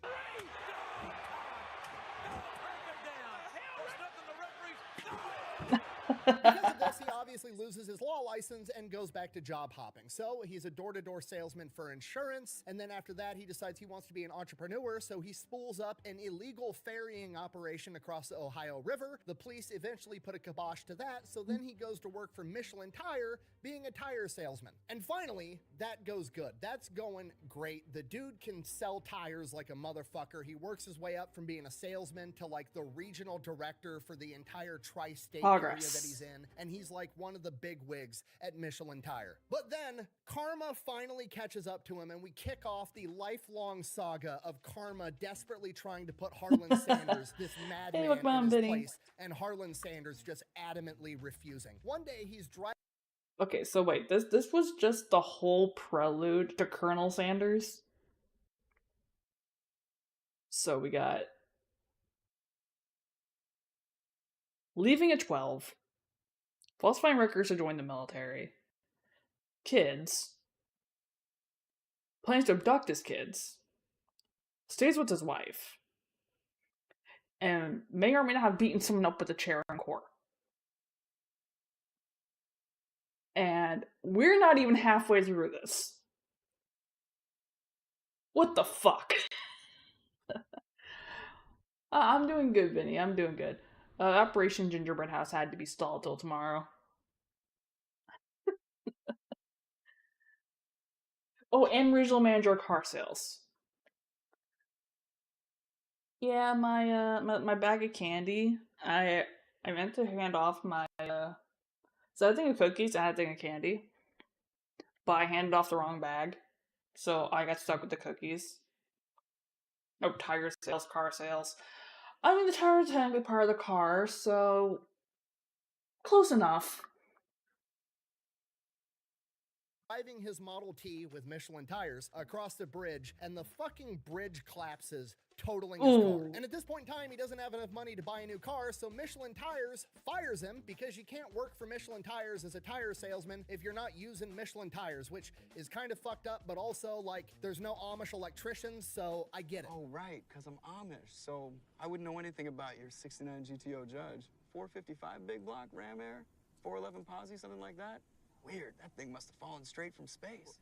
Well, good luck with your future ride, spaceman. So he takes what money he does have and he starts a acetylene lamp business. Gotta remember, this is like 1820s. Not everybody has electricity in their house with light bulbs, so people are using these little gas lamps to, you know, put on the table to be able to see at night. He starts a business making those. Very quickly, electricity becomes readily available, puts him out of business. Karma is just trying to shut this guy down. So he decides, all right, I'm gonna have to go to the next big town over. I'm gonna have to go get a job, don't have a car, I'm broke. So he hitchhikes to Louisville, Kentucky, and the first car to pick him up tells him his life story, and the guy's like, I actually own a gas station, and I'm looking for somebody to run it for me. You think you can do it? And Harlan Sanders is like, sure, why not? So he takes over this gas station, starts running it. Somewhere along the line, he comes up with the idea of like, hey, I could be more competitive and I could get all the business from all the truckers if I start selling food at my gas station. So he already likes cooking food, and that's what he does. He starts making food, selling it at his gas station, and then he gets all the trucker business as well. The gas station is outrageously successful. Karma kicks in again. The Great Depression happens, shuts this small gas station down, puts him out of business. This man just cannot get a break. From here, Shell Oil Company reaches out to him and is like, hey, we knew you were super successful at running this other gas station in a small town in Kentucky. We have another gas station that's right on the main highway that's going to be able to stay open during the Great Depression because it gets all this traffic from the highway. We want you to run it. Harlan Sanders takes the job. So he moves out to Corbin, Kentucky, where this gas station is, and this place is super ghetto. It's literally nicknamed Hell's Half Acre. You gotta remember, this is the Great Depression. Everybody's poor. Poor people commit crime to feed their kids. So you got that going on. On top of that, you've got Prohibition. This is right by the highway. All the bootleggers are running their booze through this area. There's all kinds of crime. So he takes over this gas station, starts selling gas, starts selling food, but Hey, thank you so much for the raid, Light. How was your stream? What were you doing? I'd love to hear all about it. For anyone who does not know me, I am Scarlet Ami. Please call me Ami. I do react content, I play games, and we do a little bit of just about everything. How y'all doing today?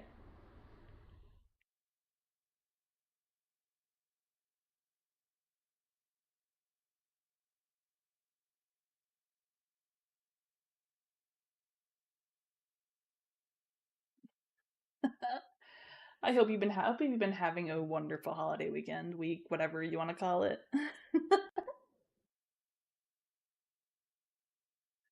Today we were just sitting here, are watching the Pat Files right now with for the KFC episode with Colonel Sanders about Colonel Sanders. English, mother, I cannot speak it right now. Rivals and Modern Kingdom Hearts. Nice. I played Rivals once. It was not a good time. This I actually worked the weekend, so it was okay. This is technically my weekend.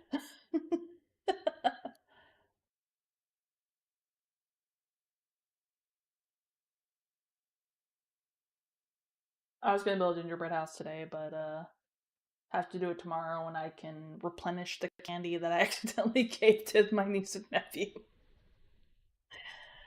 Yeah, technically I could build it with just the icing, but that sounds boring.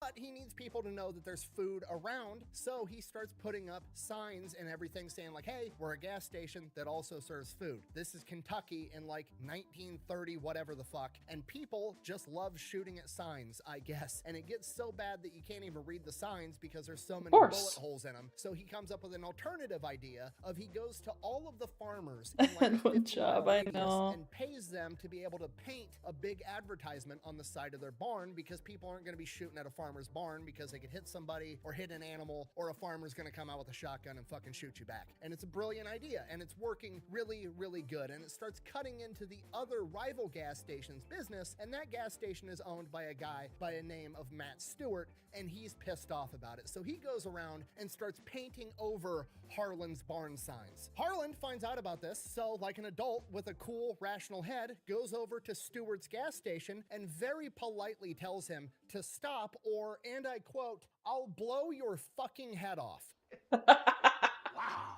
Okay, Harlan Sanders is not going to tolerate people messing with his money. Playing with my money is like playing with my emotion. I mean, to be fair, coming from the guy who may or may not have beaten up his client with a chair in a courtroom, I think him going in there and threatening the guy before actually acting on it would be progress.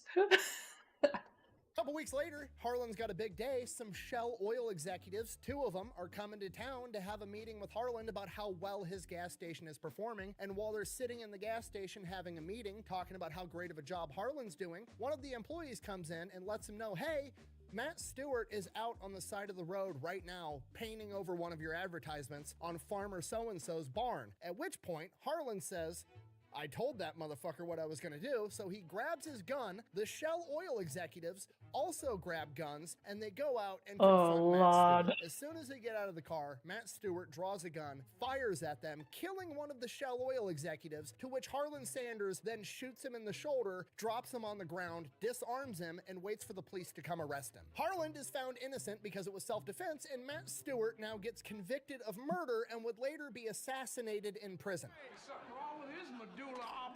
And from here, Harlan Sanders is not shy about using a firearm to get his way. There's another account where bootleggers were trying to siphon... Wait, hold on. Did he say assassinated? In prison. And from here, Harlan Sanders is not shy about using a firearm. I can name it go farther back.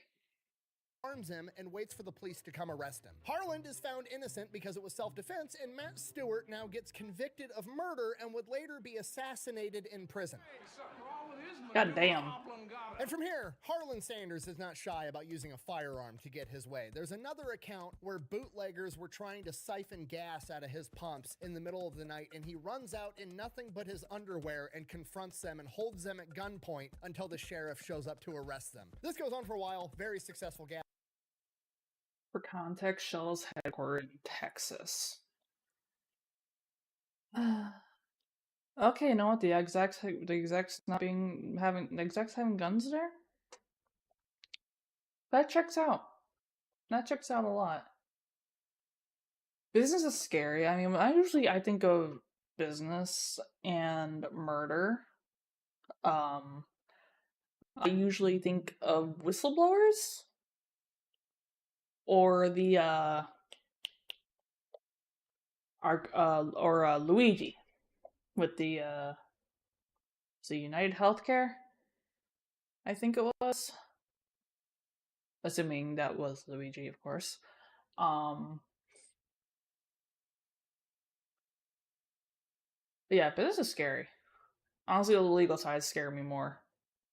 Gas station. Eventually, Harlan ends up owning the gas station himself, at which point he kicks it into overdrive. Now he's going around tearing down signs from the competition and putting up his own signs instead. The exact thing that he was pissed off at doing, but now he's going to do it to other people. And then, just like what happened with him, one of the other rival gas station owners runs out to confront him, at which point he pulls out a gun and tells them to get back in their fucking car. And they do. Medulla oblongata. So as you can see, through a combination of great food and gun violence, Harlan Sanders becomes the most successful gas station in the area, which is the most southern thing that's ever happened, ever. And by 1939, he's making more money from food than he is from selling gas, so he decides he's just gonna sell more food and quit selling gas, and he opens up a 140-seat restaurant and then eventually expands that business to have a motel right next door as well. Now, the problem he runs into here is being able to cook food at the standard that he likes to cook food at in the quantity that this restaurant is now demanding. And the big problem he has is with the fried chicken. Everybody loves his fried chicken. He's got a secret blend of 11 herbs and spices. Everybody loves it. But the problem is real fried chicken is cooked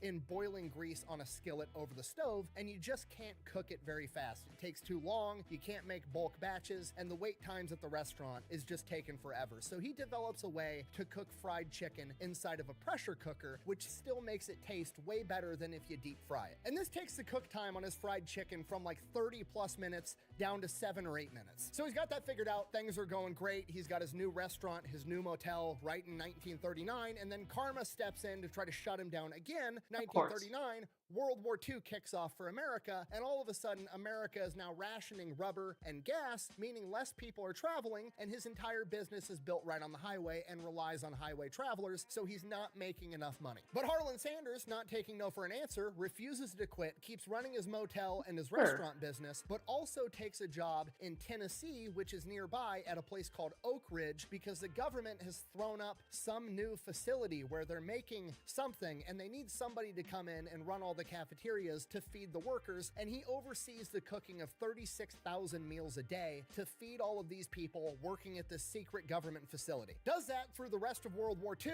When World War II ends, that job kind of comes to an end. They no longer need this factory for whatever reason, so he goes back to his hotel and restaurant, which everything's fine now because they're no longer rationing gas and tires and people are traveling again. And later we would find out that the Oak Ridge facility in Tennessee is where they refined all the plutonium for the Manhattan Project, which we used to nuke Japan. Which makes it kind of awkward that it's a Christmas tradition in Japan to order KFC, but whatever. So comes back home, starts running his restaurant and hotel full time, something I did hires not a know. new female employee, starts having an affair on his wife with her. Her name is Claudine Price. Shortly after that affair, he divorces his wife, marries her instead in 1947. Then in 1952, he meets another wealthy restaurant owner from Salt Lake City, Utah by the name of Pete Harmon. Pete Harmon tries his fried chicken and he's like, holy shit, this stuff is awesome. Can I franchise this? I'll buy the secret blend of herbs and spices from you. You don't got to give me the secret. I'll just buy it straight from you. Show me how to do this with a pressure cooker, and I want to sell it in my restaurants in Salt Lake City, Utah, and I'll give you 4 cents for every piece of chicken that we sell. Colonel Sanders is like, sure. Why not? So that's what happens. Pete Harmon starts selling Sanders chicken in his restaurants, and he needs to brand it somehow. So he's from a different part of the country, so he names it Kentucky Fried Chicken and gives it the slogan, finger licking good. And Harlan doesn't really see the potential in it. He just kind of treats it as like, you know, passive revenue that this guy's mailing him a check every month and just keeps running his restaurant and motel. And then his chicken becomes like kind of famous in the area. It's getting some notoriety, and the governor of Kentucky makes him a Kentucky colonel, which is like this honorary status in the state of Kentucky. And he's like, cool, that's great, whatever. So now he's Colonel Sanders. And then around the same time, he also started a side business where he was a midwife. I told you the story was weird. Okay, that was not the direction I was going. Midwife? Okay. Not quite what I expected, but you do you, boo-boo. Yeah, he's just going around rural Kentucky as fucking Colonel Sanders, the chicken guy, helping people deliver babies. We don't know much about it other than the fact that it happened and he delivered at least 8 kids, and one of them ended up getting named after him. When he was later interviewed and asked, like, how did you become a midwife? What training do you have? How did you even know how to do this? He simply replied, and I quote, "Oh, I know a little about it." Apparently, if you've seen enough vaginas, you just kind of know what you're doing, I guess. You can put stuff in one, you can pull stuff out of one. That makes sense, right? I guess. Checks out. One of his personal acquaintances later in life actually joked that he got involved in being a midwife because he was concerned that the kids were his. Which brings me to his next side gig that he started after being a midwife, which was being a vampire hunter. No, I'm just kidding, but the fact that you believe me for a second speaks volumes about this guy. Buh! Are you going to talk about his pet crow? Buh! God, fine. Okay, look.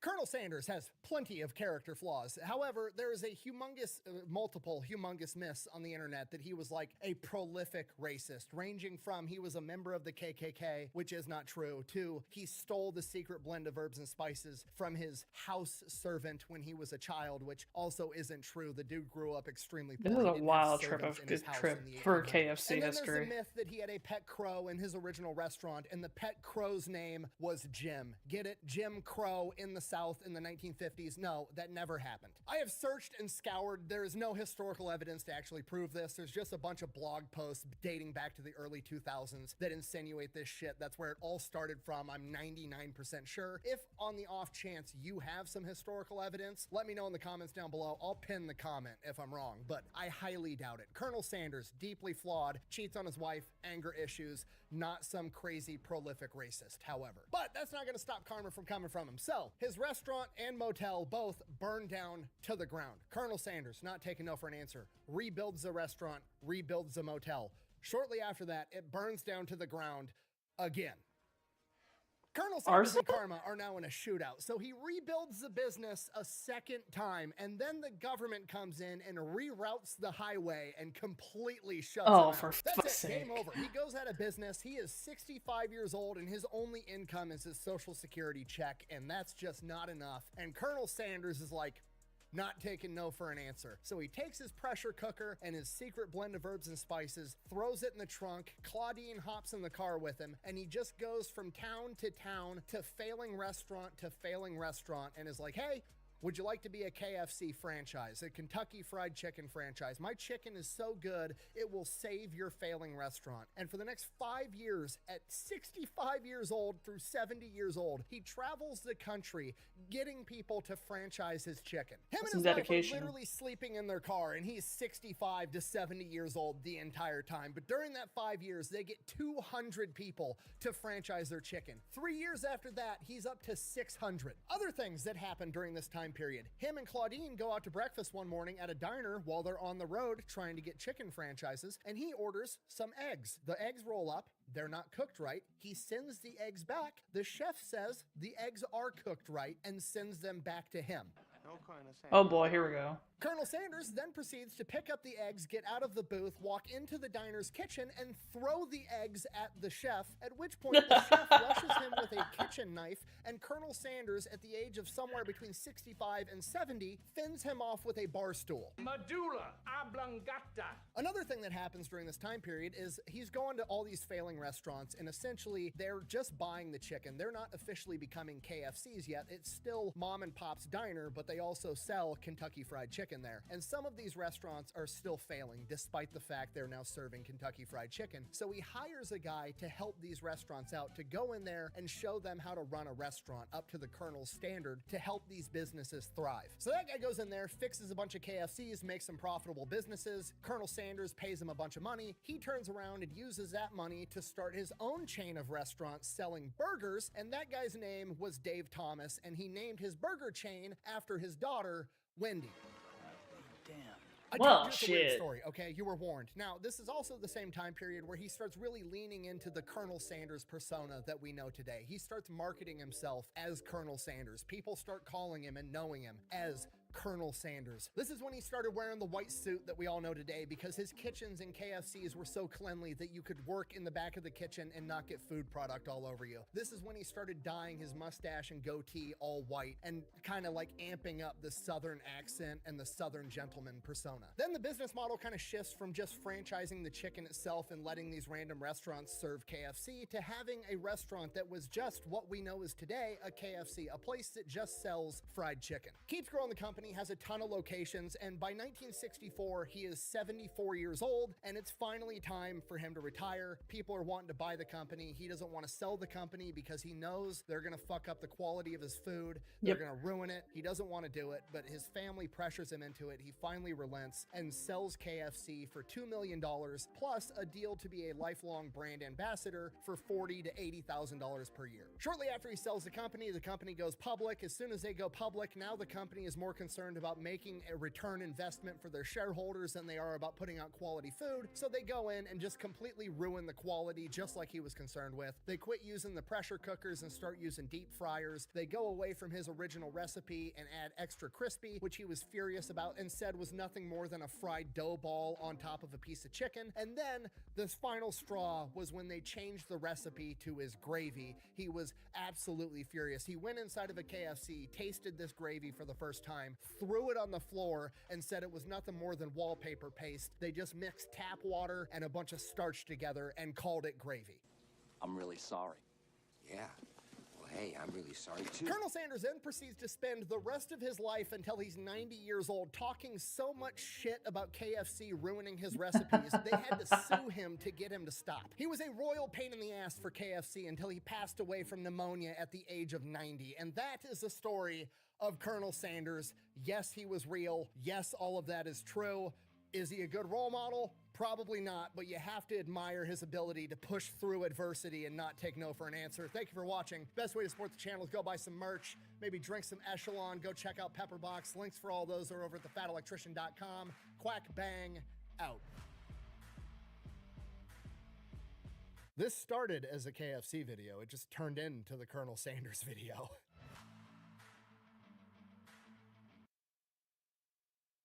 Holy shit.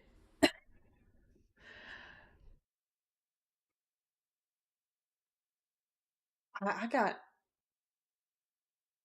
Colonel Sanders a fucking beast. That's all I got. Colonel Sanders is a beast.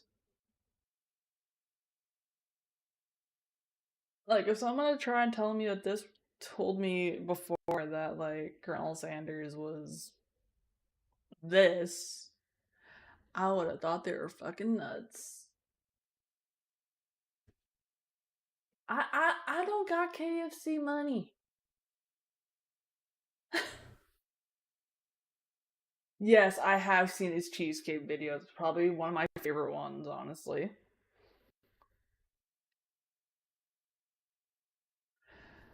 Like, just holy crap. I'm sorry, when I'm gonna have to put this video like close to his Chuck E. Cheese video, because this was a fucking trip. Holy shit. Raisin Mafia? I don't think I've watched the Raisin Mafia video. I don't think. He has a lot of videos I haven't seen, but this is a lot of videos I have seen. So I'm gonna give that a big maybe.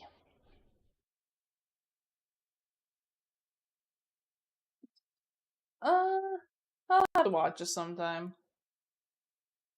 Don't know when, but I will eventually.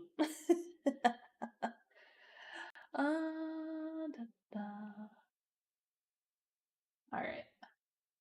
To his other video that I have queued up.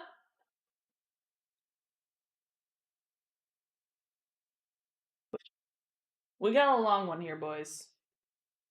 We got a long one here. So, let me double check my water. Since this is like 50 minutes. So,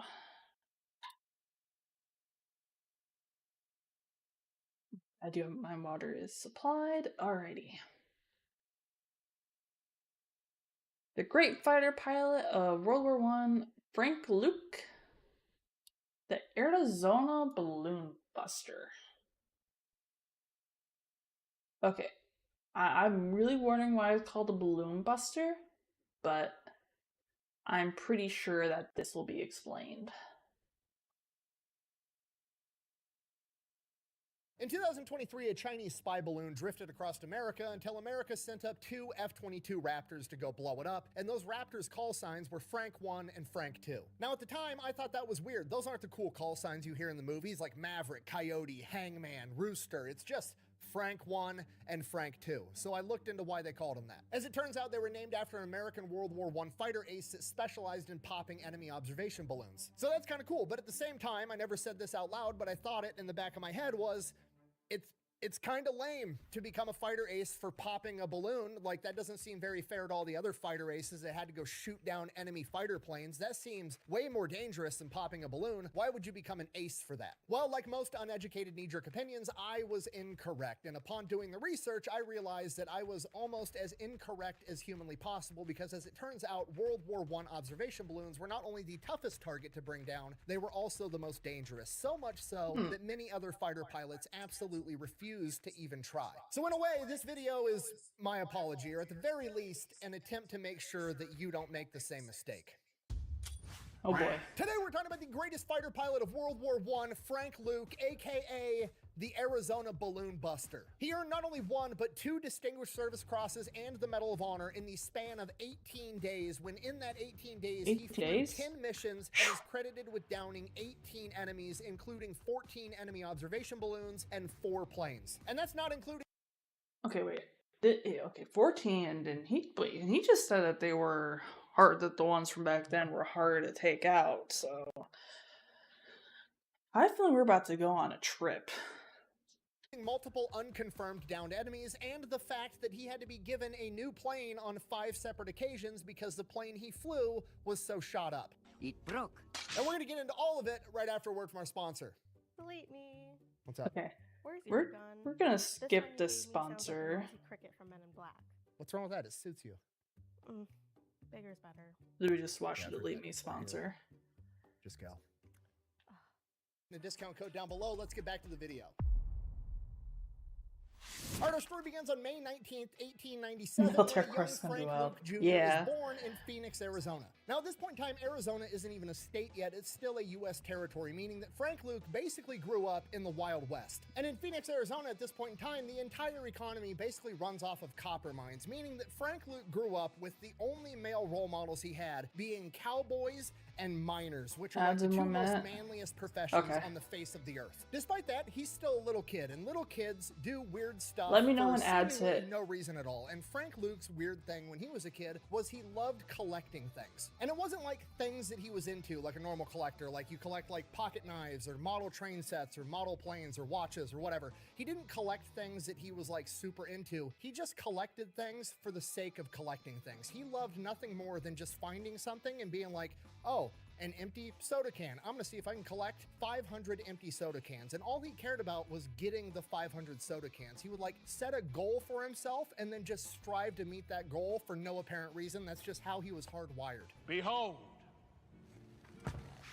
my stuff. And to his parents, it was never really a big deal. It was just, he's a little kid, they do quirky stuff. My kid enjoys collecting bottle caps, like, whatever, that's fine. Until one day, when Frank is 5, Dad goes into the shed looking for an empty can because he wants to get some worms and then take the kids out fishing. So he goes in the shed and he finds dozens and dozens of cans perfectly lined up and organized, and he's like, oh, Frank must be collecting cans now for some reason. Actually, this is kind of handy for once. That's nice. Grabs a can, a tarantula falls out. He starts freaking out, knocking over a bunch of other cans, and now there's fucking tarantulas everywhere. Frank wasn't collecting cans, he was collecting tarantulas. Dad storms in the house, kids are sitting at the table eating breakfast like, why the fuck is my garage full of tarantulas? Frank is like, because I'm trying to collect 100 tarantulas. And Dad is like, why? And he's like, so I can have 100 tarantulas. What don't you get, old man? I've got quotas. This is important. So even from a young age, when Frank Jr. decides he's going to do something, by God, he's going to get it done no matter what. By the time he reaches middle school, he starts getting involved in sports. He excels at everything: football, track, tennis, anything and everything he tries, he excels at because he is hyper competitive. When he decides he's going to be the best at something, when he assigns himself a goal, he goes out and he achieves it. But despite being hyper competitive and always wanting to be the best, he's also not a dick like you would kind of assume. He's actually a really good dude. His best friend from middle school onward was a kid named Bill, not a speck of athletic ability at all. Short, fat kid that got picked on all the time, becomes best friends with Frank Luke, and anytime he's getting picked on, Frank intervenes and saves the day. He's super popular, his best friend isn't, Frank never cares, and he kind of functions as Bill's protector all the way through high school. When they were 12 years old, Frank and Bill actually went camping one time. They literally just rode off into the desert on horseback together with guns at the age of 12. Ad Hammer has arrived. Okay. That feels like a really long minute. Alright. So, let me know when y'all are out of ads. So, curiosity. What is everybody's favorite Christmas cookie?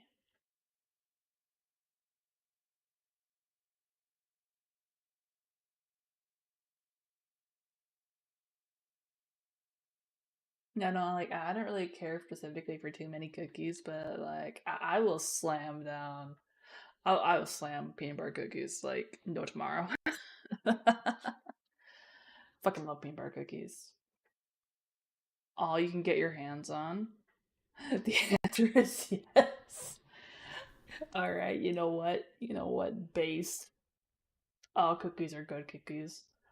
But, like, I'm not really a big fan of the ones that have, like, I don't know what they're called, but my great aunt used to, when I lived in New York, she made these cookies, and there were, and she had they had like a indented center, and she would put like jelly and stuff in them, and I was like, eh, ads is over, bet. And I never really cared for those. Like, I'd eat them, but I was like, eh?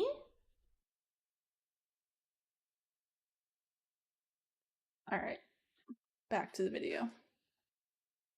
Because apparently that's what you do in the Arizona Territory in the early 1900s. And while they're out on this camping trip, they try to cross a river that's been flooded and there's a huge current going through it. Frank, being athletic, manages to cross the river, and then he's, yelling to Bill, come on and cross, tries to coach Bill through it. Bill ends up getting tangled up in a branch and almost drowns, and Frank dives in to save him, because that's the kind of guy Frank is. As they enter high school together, everything pretty much stays the same. Frank continues doing sports, continues being super popular, keeps hanging out with his buddy Bill, keeps being his protector, having his back all the time, but during the summers, he needs to go to work. So Frank gets a job every summer working in a copper mine, doing back-breaking manual labor with grown-ass men. And Frank continues being Frank even when he's in the copper mines. He's very goal-oriented, he wants to be the best, he sets quotas for himself. He's like, what are we doing? We're digging holes? Cool, I'm gonna dig the biggest hole and I'm gonna do it the fastest. Pretty soon, he's making a lot of grown men look bad and they don't like it.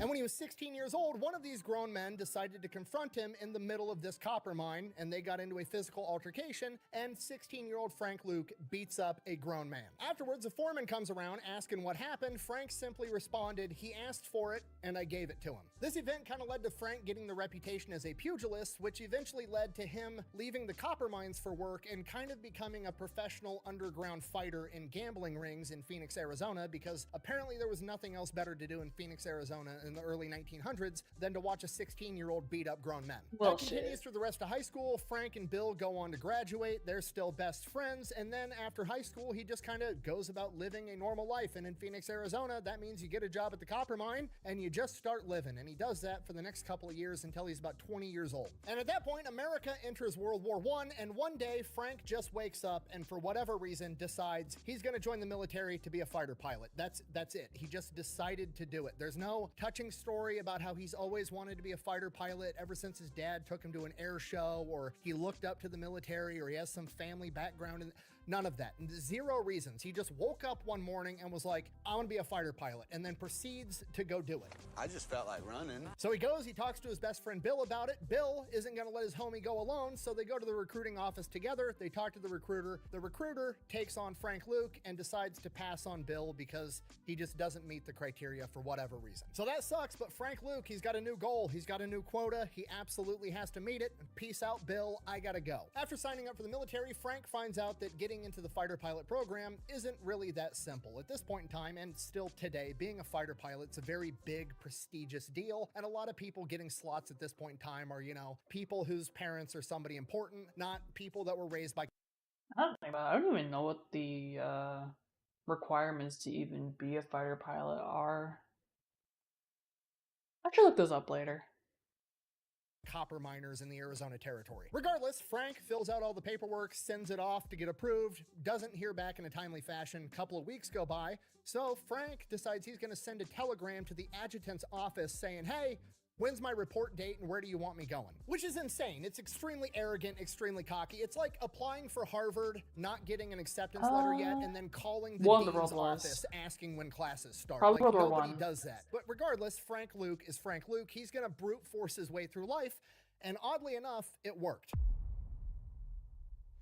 So Frank gets accepted into the aviation program and ships off in September of 1917. When he first gets there, the guy in charge lines everybody up, gives them the big speech like, hey, only 25% of you guys are going to make it through this program, and then some of the 25% of you aren't going to survive through actual flight training. Not many of you guys are actually going to make it to be pilots. Frank Luke interprets this as a challenge, so now he's absolutely going to do it just to spite this guy. Now, the aviation program at this point in time isn't like any military training today. Military training today, you would like go into a basic training, and that basic training is where you learn all the basics of being in the military, how to march, how to salute, who's an officer, rank structure, general orders, all that stuff. This is like a program that mashes that together with like flight theory and aviation theory. So he's learning all about flight and the theory of it, but he's also learning all the basics and the dog and pony show stuff of being in the military all at once. And he absolutely hates the dog and pony show part. He is just a naturally rebellious guy. He grew up on the wild frontier, and he's been working as a grown man since he was like 12. He doesn't want to be walking around calling people sir and saluting everybody, so he kind of grits his teeth and does it anyways, and then he decides, you know what? I think people should call me sir. So he invents his own rank and proceeds to convince a bunch of younger trainees that he is a third lieutenant. Okay, there is no third lieutenant. It's second lieutenant, first lieutenant, captain, yada, yada, yada, yada, yada, general. But the younger trainees don't know that yet, so he's got all the underclassmen walking around saluting him, calling him sir. Oh my god. I love that. I love that. Yeah, I'm just gonna make a new rank that anyone coming in is not gonna fucking know. So I can and they're gonna think I'm important. Oh my god, that's great. Short version is correct size, put in the cockpit, good vision, and not being colorblind. Like, you can't be colorblind at all. As I know, like, there's different types of color blindness. Good vision. Oh yeah, be fucked.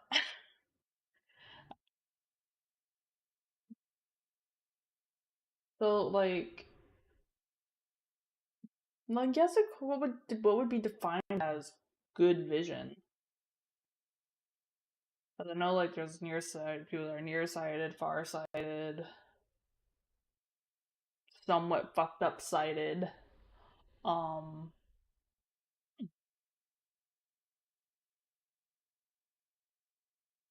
Probably at least 20/20.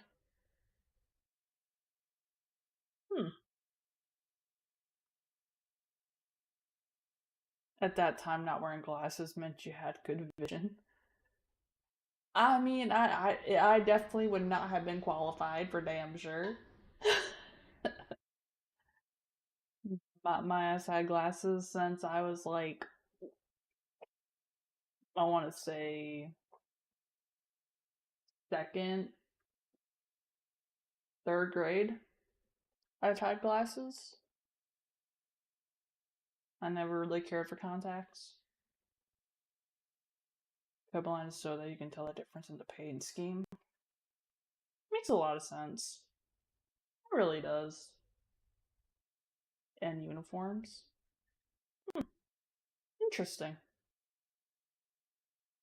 Despite his rebellious streak, he winds up graduating, he makes that 25% cut, and he ships off to actual flight school. While there, obviously, he learns how to fly planes, and in the initial training, he's just going up by himself, taking off, driving around, doing acrobatic stuff, landing the plane, and he's naturally talented at it. He's a great Thank you, pilot. Ruby. And then they get to the portion of training where they simulate dogfights, and this is where Frank Luke sets him apart from everybody else because he is the absolute best at it. And he's not the best because he's a prodigy at flying. He's good, don't get me wrong, but he's not some amazing pilot. He's just willing to outwork absolutely everyone, and he's literally willing to die to prove that he's the best. Basically, when he dogfights, he turns everything into a head-on collision game of chicken, and he never ever loses because, like I said, he's literally willing to die. I'm starting to see how this guy became the balloon buster. I'm starting to see how this is coming to be. If this is just the start of his story, holy crap. He's gonna be a terror. He's gonna be a terror on the field. Or I guess the skies, technically. But y'all know what I meant. Hope your day is going well, Ruby. Accounts of people that went through training with him, and the overwhelming consensus was that Frank Luke was a madman, and most of them said when you went up against Frank Luke, you weren't trying to beat him, you were simply trying to survive this simulated combat and avoid a mid-air collision. While at flight school, obviously he's going out into town on his days off, he ends up meeting a girl, Marie, they fall in love, he's bringing her to the airfield to watch him practice, he's doing acrobatic stunts, he's crushing everybody in the simulated fighting, showing off in front of his girlfriend, everything's going perfect. And that's the new life plan. He is going to go off, become a fighter pilot, come back home, marry Marie, work in a copper mine for the rest of his life, and live happily ever after. Right.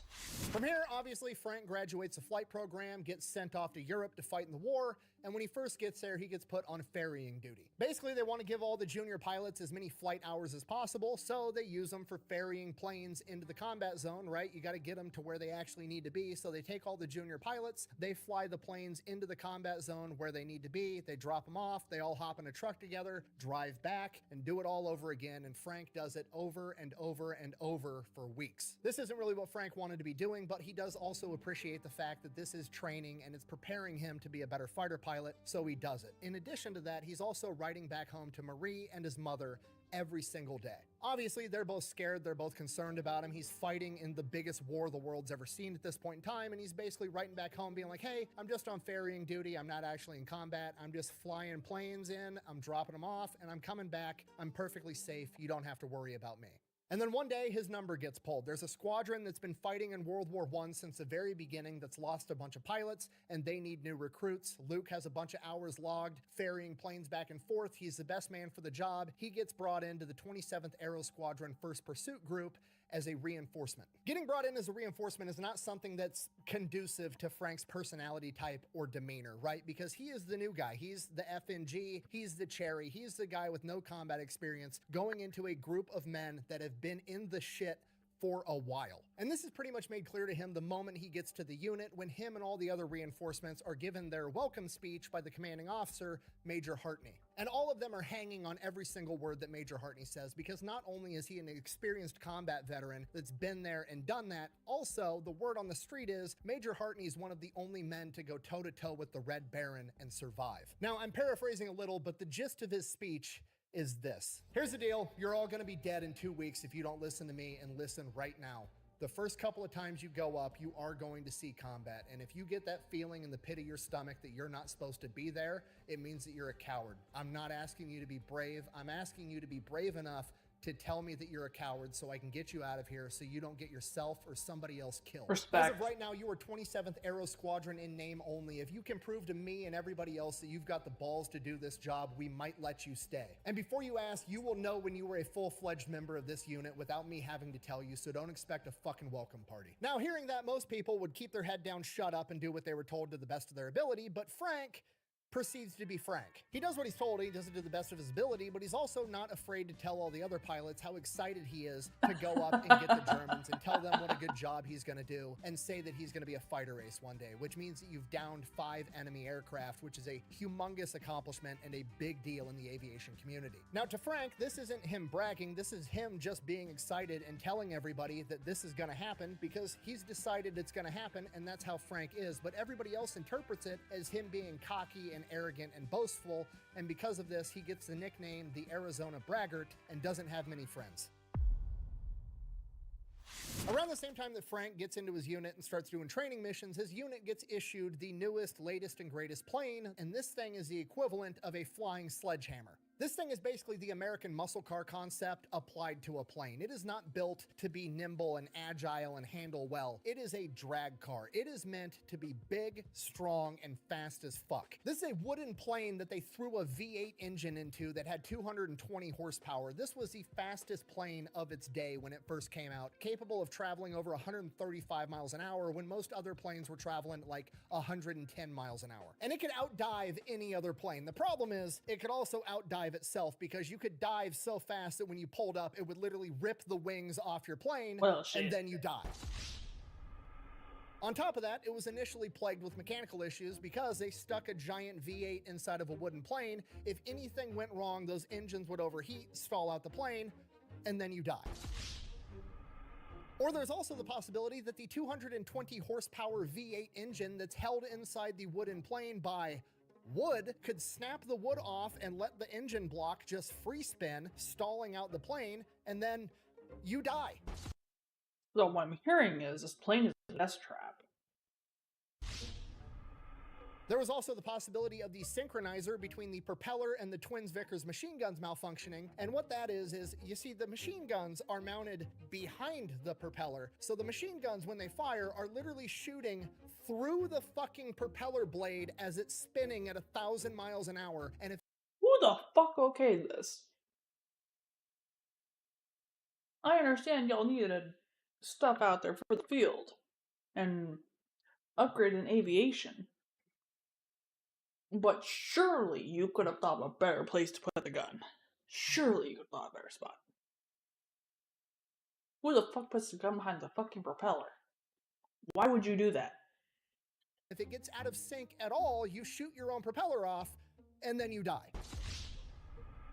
And while you're worrying about that, you're inside of an open cockpit traveling at 135 miles an hour. It is so loud that it causes permanent hearing damage. And if that wasn't enough, there wasn't a fuel pump. The pilots literally had to fly the plane, worry about all that shit, get hearing damage, and physically pump gas into the engine while they're flying the plane. And I know what you're thinking. Why do they have to die if there's a malfunction? Why can't they just jump out with their parachute? Because in World War I, America didn't believe in giving their pilots parachutes because they were worried they would bail out prematurely and it would cost them a plane. So they basically put you in the plane and said, bring it back or don't come back at all. I believe I said bring it back in one piece, not bring back one piece. Goddamn. Anyway. But Frank doesn't really give a shit about any of that. He's just excited to be here. In fact, he's going to take advantage of the fact that these planes are known for having mechanical issues. So the old way was to armor the propeller so the bullets don't have the correct timing to ricochet in a random direction. Huh. Frank starts going up on combat missions on August 1st, 1918, and on his very first combat mission, he gets up in formation and then immediately peels off and goes off on his own, just goes rogue, lone wolf style, hunting for Germans by himself. On this occasion, he doesn't find any, and then when he gets back to the airfield, they ask, where the fuck did you go? He says, oh, I had an engine problem and had to turn back, which would be fine. That's completely normal, standard operating procedure. But he does it over and over and over again, and in his head, he's thinking like, these guys think I'm bragging, I'm gonna go off, take out some Germans, prove to them that I'm not bragging and I actually have the skills to back it up. But that's not how they interpret it. They interpret it as him being a coward because every time he goes up on a combat mission, he has mechanical issues and has to turn back to the airfield. They don't know that he's going out hunting Germans by himself because that's not what he's telling them. He's telling them that he just went straight back to the airfield, which they interpret as him weaseling out of a combat scenario. So now, not only is he seen as the braggadocious new guy, he's also a coward as far as everybody else is concerned. So socially, he's not having a good time. He's not fitting in with anybody, but he doesn't want to let his mom and Marie back home know that, so he keeps writing them letters and he's telling them that he's still on ferrying duty. They don't know that he's on the front lines. As far as they're concerned, he's perfectly safe just flying planes back and forth, not in combat, which is absolutely not the case. So Luke isn't popular. Everybody thinks he's a coward. Because of this, he's kind of placed as the lowest priority as far as getting the planes ready goes. So as his squadron's getting ready to go up onto a combat mission, the ground crews taking care of his plane last are still loading up the machine guns and putting fuel in his plane, and the squadron leader decides he's just going to peel off with engine problems anyways. We're not going to have him in combat. Let's just leave without him. So they take off and just tell him to catch up later. So Frank waits around for his plane to get ready. His plane gets ready a little bit later. He takes off. He says that he looked for his formation. Who knows if he actually did or not, because honestly, he wants to go off on his own anyways, which is exactly what he does. And this time, he finally finds some Germans. He sneaks up on 5 German planes flying in formation, and one of them is lagging behind a little bit. So he sneaks up on him. He dives on that first plane, lights it up from 100 feet away straight out of a dive, pulls out of the dive, turns around. That plane's wounded, but it didn't go down yet. So he dives on it again and shoots it down. By the time he pulls out of that dive, the other 4 planes are on his ass, but he's in a spat and he can outrun anybody at this point. So it just turns into a drag race and he makes a clean getaway. Luke makes it back to the airfield. He's absolutely pumped. He just engaged 5 enemy planes by himself, shot one of them down, and lived to tell the tale. Everybody's gonna know now that he's not a coward and he is in fact the guy he's claimed that he's gonna be the entire time. He gets out, tells his commanding officer what happened, tells everybody the story, writes up the report. Nobody believes him. His request for confirmation is denied because nobody saw it. If you want a confirmed kill, you have to have eyewitnesses saying that you got that confirmed kill, and he went off on his own, and nobody believes him because he has 0 street cred. So now, as far as everybody else is concerned, he is no longer just the fucking new guy. He's no longer just the arrogant guy with no experience. He's no longer a coward. He's also a liar. So when he types up his combat report to Major Hartney requesting a confirmed kill, it immediately gets rejected because, again, he has no eyewitnesses. So he's pissed. He storms into the HQ tent, shoves the clerk out of the way, grabs a typewriter, and types up a bunch of blank affidavit forms for any eyewitnesses to be able to sign off on in the future. If they want proof, he's going to get them proof. He's going to prove that he's not a coward. August 25th, 1918, Frank goes up on a mission with a new wingman, a guy by the name of Joe Weimer. Joe Weimer drew the short straw on being attached to the coward and braggadocious Frank Luke because, well, nobody really likes him either. Unlike Frank, though, it's not a clash of personalities with Joe Weimer. He's actually a really nice, likable guy. Nobody wants to be around Joe Weimer because he has German ancestry and everybody's concerned that he might be a spy. So the 2 misfits go up on a mission together, and for the first time, Frank legitimately has mechanical issues. His engine stalls out in mid-flight. Extremely dangerous situation. He now has to figure out how to land a plane with no engine and no runway. Everything could go wrong. Despite that, he's Frank Luke. He finds an open field, glides down, makes a perfect landing. Couple of seconds later, Joe Weimer lands right next to him, also with what appears to be a stalled engine. They get out, they meet in the middle, they talk. Frank is like, your engine stalled out at the exact same time. And Joe's like, No, I heard that you were super arrogant. I thought you shut your engine off and made an emergency landing trying to show me how good of a pilot you were, and I wasn't going to let you one-up me, so I shut my engine off and did the exact same thing. What? Did we just become best friends? Yep. And from this moment, they're inseparable. They become best friends, they're bunkmates, they're homies, they're wingmen. Frank finally has somebody that he fits in with, and unlike Bill back from high school, this guy can actually keep up. From here, the 27th Aero Squadron moves into a more dangerous combat area to help the Allied forces with the St. Mikhail offensive. Upon their arrival on September 5th, 1918, while they're getting all their planes ready, getting unpacked, the German pilots fly over and drop a letter. It's a welcome letter from the German pilots that they will be going toe-to-toe with, and it's very polite when you read it out loud, but the real intention is to basically say, we know who you are, we're not scared of you, and we're going to fuck you up. And for Frank Luke, that's game on. The next day, Frank gets slotted to go up on a mission, and he goes up with a guy by the name of Lieutenant Vasquez. And after the mission, they don't find any Germans. They come back, they land, they're all hanging around the planes, and they're talking. And during this conversation, Vasquez informs Frank Luke about enemy observation balloons. Basically, giant inflatable balloons with a little basket hanging underneath. There's a German inside of it with binoculars and a radio, and he's going to be able to use that high altitude position to be able to spot Allied trenches and call in accurate artillery fire. It's absolutely devastating. We got to take him out. He then informs Frank that he hopes he never has to take one out.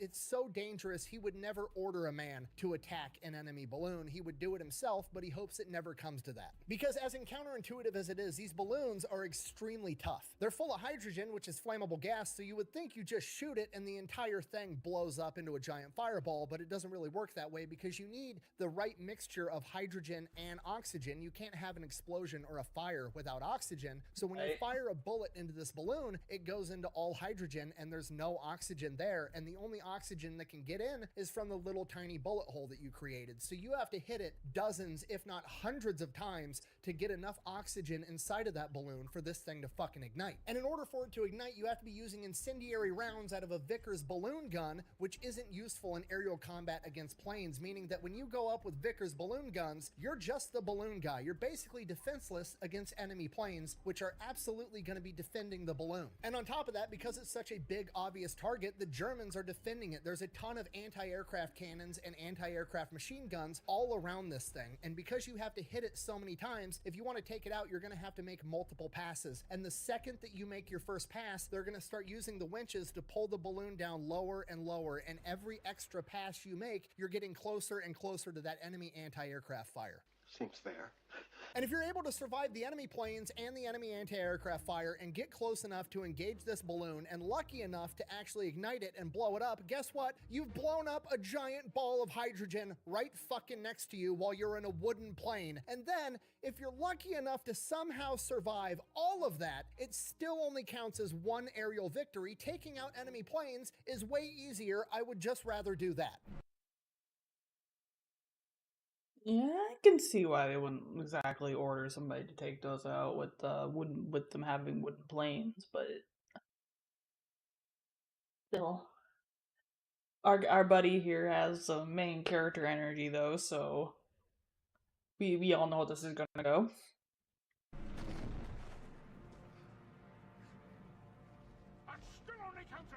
The lieutenant explains all of this to Frank, but all Frank hears in his hyper-competitive brain is, if I want to be the best, if I don't want to be a coward, I need to be the guy that takes out balloons. Got it.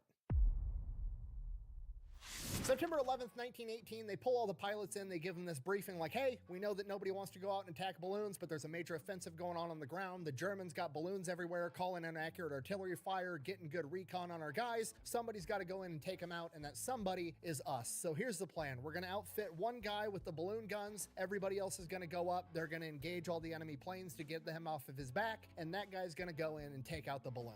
Frank, hearing this, is pumped. Like, this is it. This is his moment. He's going to volunteer tomorrow to be the balloon guy, and he's going to prove to everybody he's not a coward. So he goes back to his bunk, getting ready for the next day, lays down, tries to go to sleep, can't sleep. Biggest day of his life tomorrow, super important, just can't sleep. And he can't sleep, and he can't sleep, and he finally falls asleep, and when he wakes up, he's late. He's late to the pre-flight meeting. So Luke wakes up, panics, throws his clothes on, runs off to the pre-flight meeting, shows up late. Everybody else is annoyed. They think he's a coward. They think he's braggadocious. Whatever, that's fine. Before he had gotten there, since he was the only one not there, they concocted a plan, a little bit of a prank. They were going to verify that Frank Luke was in fact a coward. Before Frank had got there, they had already drawn straws to find out who was going to have the most dangerous job, who was going to be the balloon buster on this mission. But they're not going to tell Frank that. They're going to tell him that because he showed up late, he drew the short straw, and he's going to have the most dangerous part of this mission. He's going to be the balloon guy. Well, that's They're gonna actually backfire. Outfit his plane with Vickers balloon guns, but it's not really going to be an issue and it won't interfere with the mission because once Frank, the coward, finds out that he's got the most dangerous part, sure enough, he's going to have mechanical issues and go back to the airfield, and that's how they're going to prove that he's a coward. Joke's on you, I'm into that shit. So they take off on this mission. To everybody's surprise, Frank does not peel off with mechanical issues. They end up peeling off later when all the German planes show up. They engage the German planes, clear the way for Luke. Luke dives the enemy balloon, and when I say he dives it, I mean he gets within 10 feet of this giant ball of hydrogen and then lights it up with incendiary ammunition. Finishes his pass, pulls up, the balloon didn't ignite. Okay, this is the point where most pilots are like, okay, I shot my shot.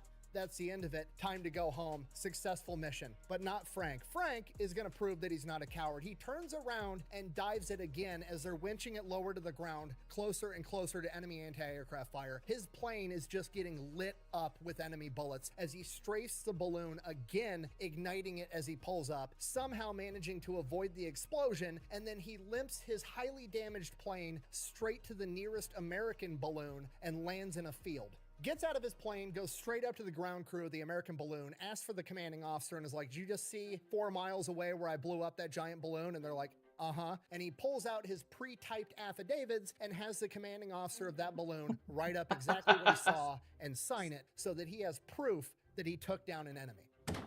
Thank you!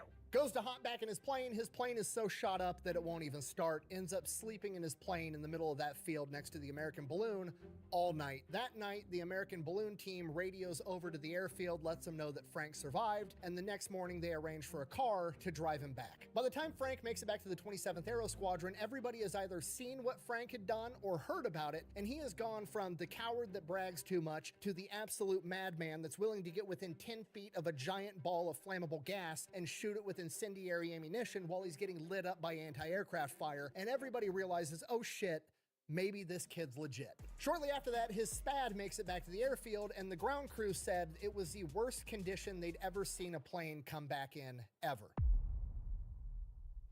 September 13th, Frank has to take the day off because they're getting him a new plane. September 14th, he goes to the morning briefing. The briefing is just a general mission, suppress enemy air power. Basically, go up, engage whatever. I appreciate you, Minna, for telling me that because I was looking at the timer on my phone, looking at the clock on my phone, but I wasn't exactly sure when the ads would start.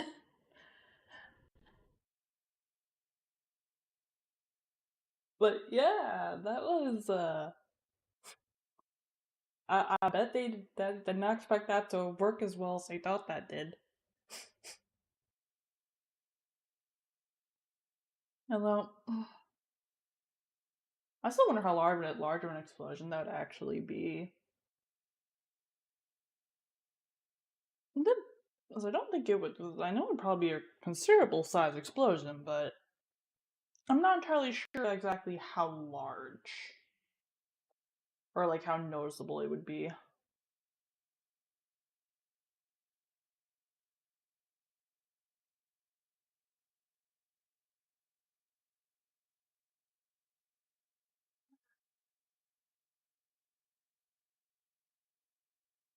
Think Hindenburg, but the balloon is smaller?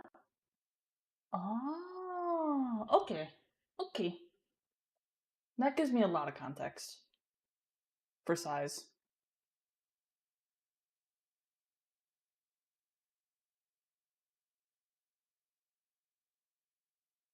Ads over, let's go.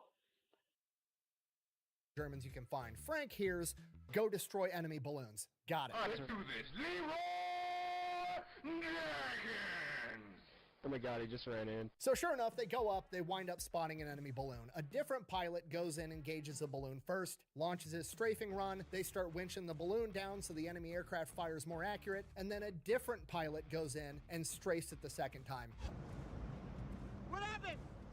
I don't know, it just didn't explode. That's weird. Okay, doesn't blow up. That's fine. They're winching it lower and lower every passing second. We're not going to get this balloon. At least we got it out of the air for the day. Not according to Frank Luke. Frank Luke, while they're already winching the balloon down, goes in and makes his strafing run again from 10 feet from this giant ball of hydrogen. Pulls up. It doesn't 10 blow. feet? It's Goddamn. getting lower and lower by the second. The enemy anti-aircraft fire only gets more accurate. It just keeps going down as they winch it lower and lower. So Frank turns around, makes a second pass, doesn't blow up. The balloon's getting lower. The fire's getting more accurate. He makes a third pass, then a fourth pass, then a fifth pass, then a sixth pass. He puts so many fucking holes in this balloon. While it doesn't ignite, it completely deflates and lands on the ground crew below. Okay, that counts. Frank's done it. He's accomplished the mission. That is a confirmed kill on an enemy balloon, his second one. But he's still got 75 rounds of ammunition left, and it would be a shame to fly it all the way back to the airfield. So he makes a seventh pass and lights up the anti-aircraft crew to return the favor. Frank then flies back to the airfield, immediately goes to the ground crew and is like, fix my plane, get it ready to go back up. I'm going back up again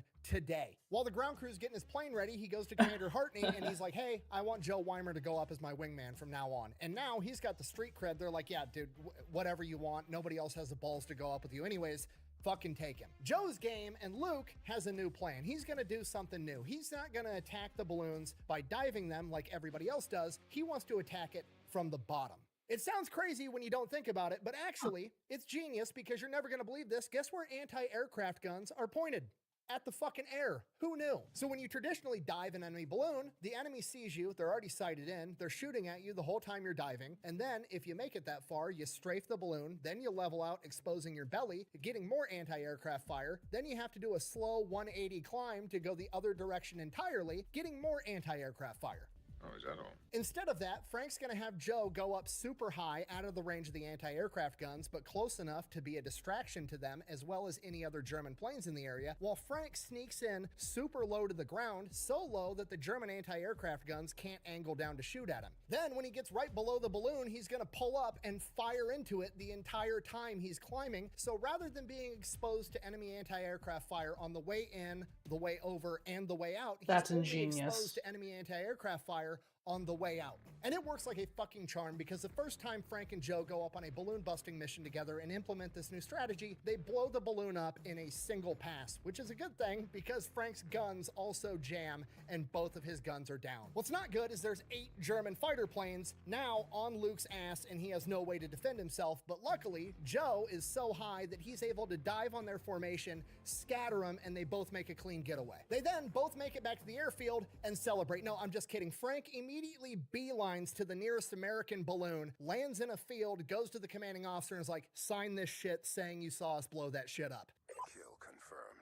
Then he goes back, hops in his plane, takes off out of a field, flies back to the airfield, celebrates with Joe. His plane is so heavily damaged, they have to give him a new one again. And everybody is shocked that just 2 dudes managed to take a balloon out by themselves in a single pass. And if that wasn't enough, the fact that Frank, the coward, managed to take out 2 balloons in a single day.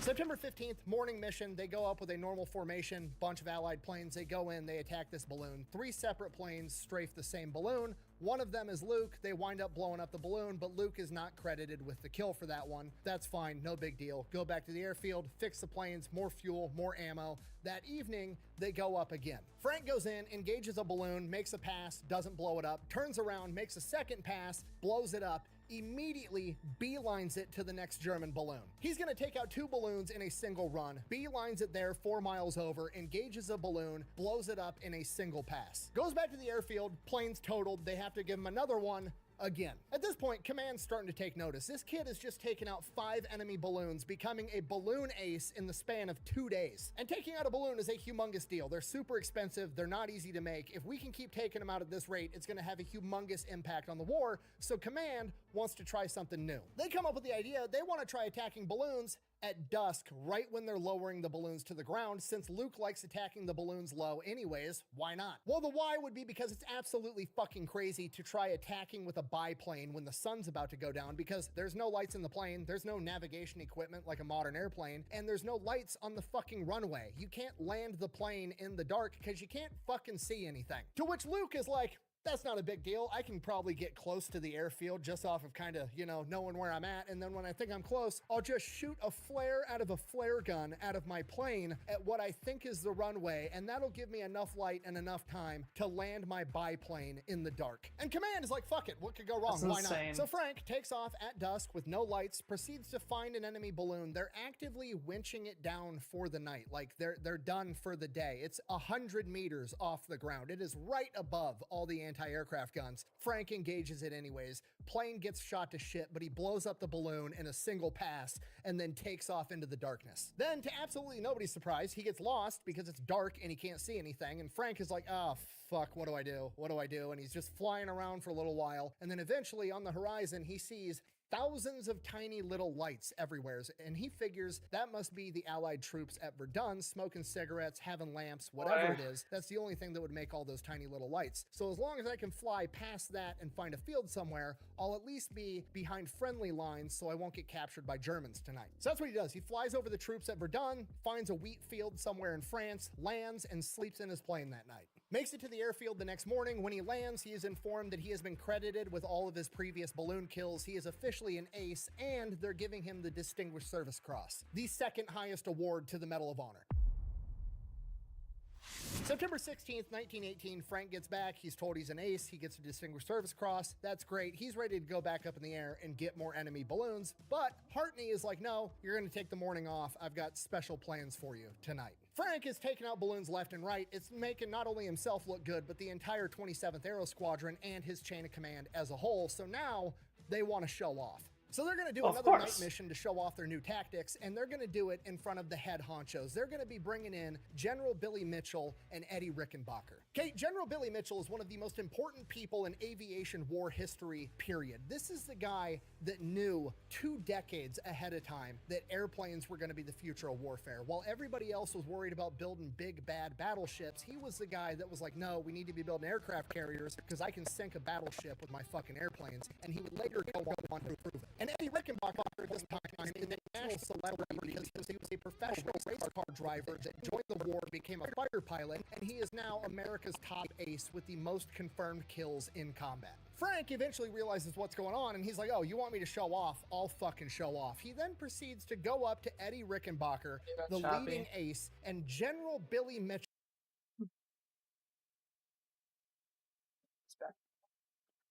What the fuck?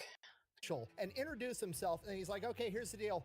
I'm going to blow up that balloon at 7:15, and then I'm going to blow up that one at 7:19. You serious? Okay, do you understand what just happened? Being able to blow up 2 balloons in a single run at this point in time is unheard of. Technology. Being able to do it in the dark is absolute insanity. Being able to pick the exact moment that balloon's gonna blow up down to the minute is like asking this guy what the winning lottery numbers are territory, okay? This is impossible. He has just written a check that no human being has any right to be able to cash. So naturally, Billy Mitchell and Eddie Rickenbacker are just like, okay, kid, just go up there, do your job, don't get killed. We'll be watching. Good luck. So Frank and Joe take off into the night, heading towards these balloons. Sure enough, Eddie Rickenbacker and General Mitchell are sitting there with a fucking stopwatch. Like, how could you not? Let's see if the kid's really that good. The minutes are ticking by. 7:10, 7:12, 7:15. Here it is. He's got 60 seconds. Can Hot Shot really do it? 7:15 and 30 seconds. 7:15 and 35 seconds. 7:15 and 36, 37, 38, 39. The balloon lights up in the night sky.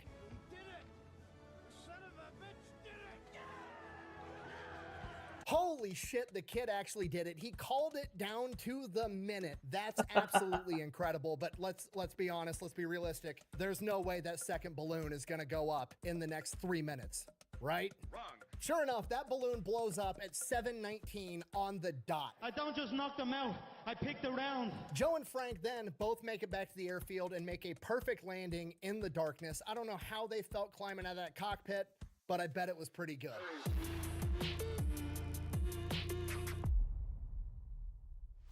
September 17th, 1918, him and Joe get the day off. September 18th, they both go back up again. And now they've got it down to a science. They're not even doing it at night this time. It's daylight. They can see. They're doing this on easy mode. They go, they hit the first balloon, they blow it up. They make a beeline to the second balloon. Same strategy. Shoot the balloon. The balloon blows up, and they're getting lit up by anti-aircraft fire. But then suddenly, the anti-aircraft fire stops. Sounds good. It's not. That means that there's a bunch of German planes that are right on top of them. Frank realizes this, spots 2 planes on his tail, and Joe is getting absolutely swarmed above him. Frank peels off, gets in a dogfight, somehow manages to not only was important, but TV's overstated the time frame on when. Huh. I would love to hear more about that. Get both of them off of his tail, but to shoot both of them down. Then he doubles back to go help out Joe, but by the time he gets done with that dogfight, he can't find any planes anywhere. He doesn't know what to do, so he heads back to the airfield. It's not the first time him and Joe have gotten separated. Joe knows how to handle himself. He's a great pilot.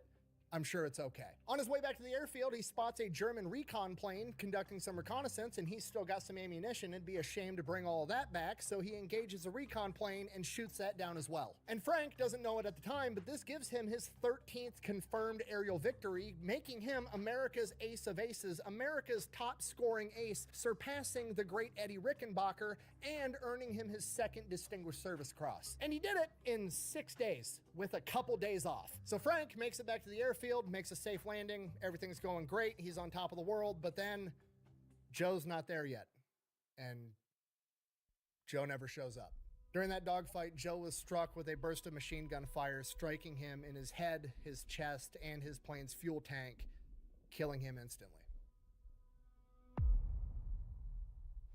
After they receive confirmation that Joe was killed in combat, Major Hartney realizes that his best fighter pilot just lost his best friend and his wingman, so he gives him time off and sends him to Paris for 7 days. It is during this time that Frank realizes that he is America's leading ace, and he realizes this because his face is plastered all over newspapers absolutely everywhere, and he's basically a celebrity, and the newspapers are calling him the Arizona Balloon Buster. But not only does he have to deal with the fact that he just lost his best friend and all this newfound fame that he doesn't necessarily want, he also realizes that he now has to deal with the fact that as far as his mom and girlfriend are aware, he's still ferrying planes back and forth and has not been fighting in the front. He's been doing a lot of fighting in the front, and apparently he's the best at it. Quote, "Dear Mother, not been writing you in some days on account of being so busy, as no doubt you've already learned. This is a line to let you know I'm okay. Now, Mother, remember that I have passed to the dangerous stage of being a new player in this game. You don't have to worry about me. I know how to take care of myself. Love you all." And with that, he spends the rest of his leave just kind of sitting around Paris, waiting to go back. Frank shows back up to the base on September 25th, 1918. He's ready to go back up, doesn't really know what to do. He just wants to go up there and do his job. Major Hartney's not about to let that happen. He doesn't want to rush Frank back into combat, so he introduces him to his new wingman, a guy by the name of Ivan. Nice guy, good pilot, but it's not Joe. Major Hartney then sends them out on a Hearts and Mind mission, airdropping cigarettes and playing cards over Allied trenches, hoping to get these two to bond, get Frank some time back in the seat where he's not getting shot at. Next morning, September 26th, Frank sneaks off alone. He doesn't really want to take Ivan with him. He doesn't want to get anybody else hurt, so he goes off lone wolf style, completely by himself, looking for German balloons. Doesn't find any, comes back. That evening, they got to go up again, can't wake up early and sneak off solo, so he's got to take Ivan with him this time. They take off, they find an enemy balloon. Before they make it to it, they get engaged by 8 German planes. Frank's got 3 on his tail, Ivan's getting swarmed by the rest. Frank manages to shoot one of them down, but then both of his guns jam and he can't get them back up. The only thing he can do is outrun and outmaneuver his 2 tails, which he eventually does, and he loses them. At this point, he realizes he can't go back and look for Ivan because both of his guns are down, which just means he's another defenseless target and he can't help even if he did get eyes on him. So he goes back to the airfield and he lands, and Ivan never shows up. And with this, I can only presume that Frank loses it. It is at this point that Frank decides he's never going up with another pilot ever again. He is going up solo from now on. He's not going to be responsible for getting anybody else killed. September 27th, 1918, he has the day off. September 28th, 1918, he's ordered to go up. He requests Major Hartney that he go up solo. He doesn't want to go up with anybody else. They need to have a meeting about it and discuss it. They're thinking about it because he's the ace of aces. What could possibly go wrong? And while they're in their meeting discussing it, he decides he's just going to take off anyways without permission. He figures, what are they really going to do to him? Get mad at America's leading ace because he goes out and does his job? Not going to happen. He just fucking leaves. No flight plan, no authorization. He goes. Heads straight to a balloon that's been over Verdun for the past couple of days. They've been trying to take it down every single day and nobody can get this job done. Frank heads straight to it, hits it from the bottom with his signature move, blows it up in a single pass, comes back, lands at the airfield. Chain of command is absolutely furious. They ground him. September 29th, 1918, Frank Luke, America's leading ace, is grounded. He is not allowed to fly. He goes out, takes off anyways. He sees 3 enemy balloons off in the distance, at which point he decides that he's going to take the time to write a letter and drop it to the ground crew to the nearest American balloon. And that letter basically says, watch this shit, I'm going to need somebody to say it happened. Which is basically the World War I equivalent of saying, hey, I need you guys to hold the camera and yell World Star because I'm about to do some gangster shit. Frank then beelines it to the first German balloon, completely destroys it, then immediately heads to the next German balloon and destroys it as well in the span of like 5 minutes by himself. He then heads straight to the third balloon. Now they know he's coming. He takes heavy anti-aircraft fire on the way in, but destroys that balloon anyways. And it is at this point that he probably realizes that he's been shot in the chest from that anti-aircraft fire.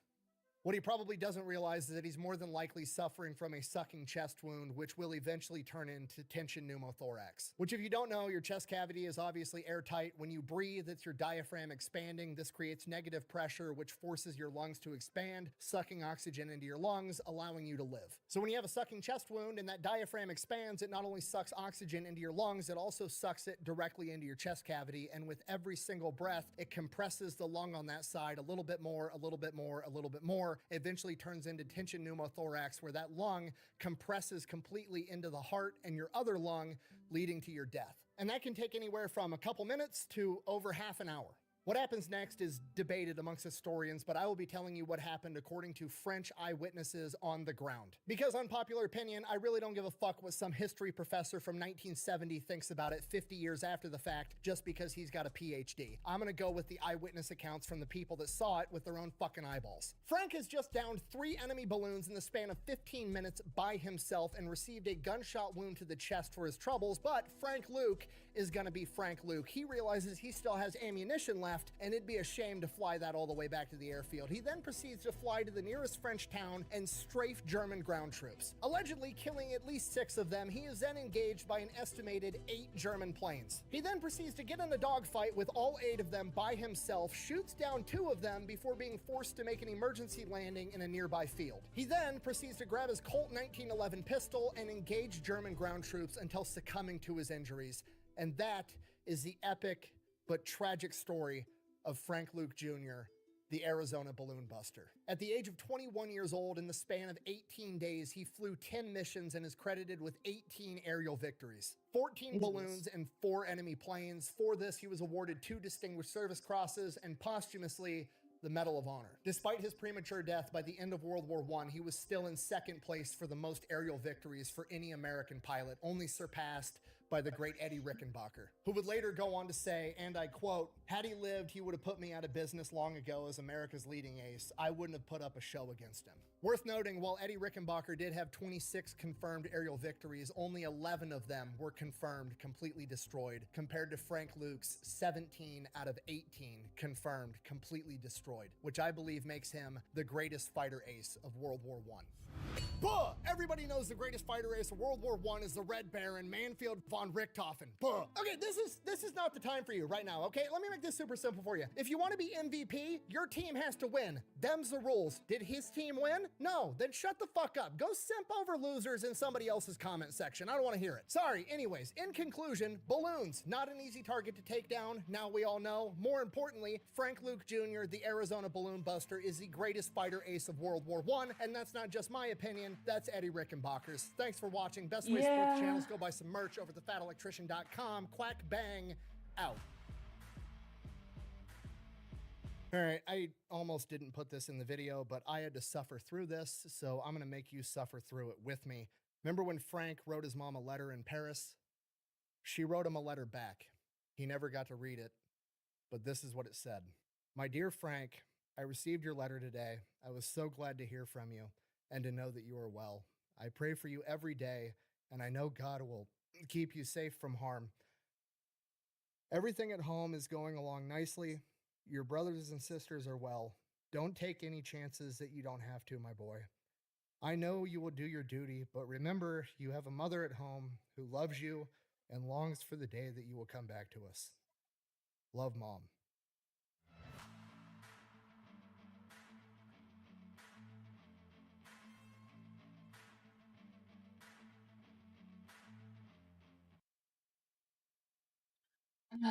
Well, that hit me in the fucking feels at the end.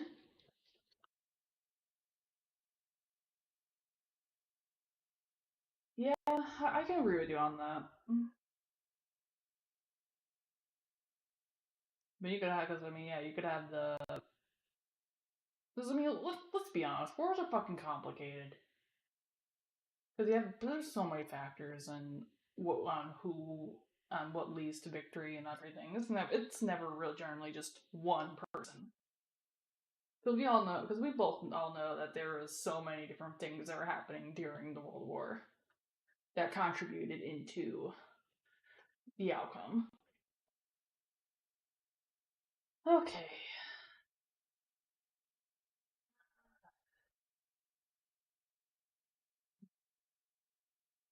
Yeah, that's sad.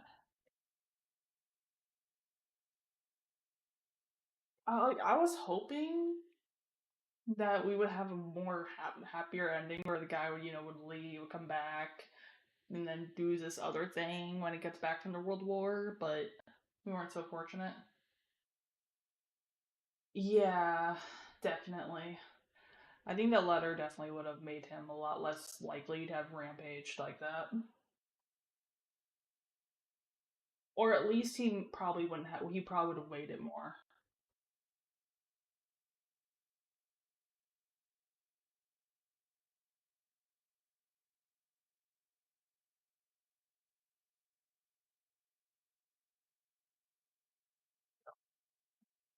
That letter hurt to hear, though.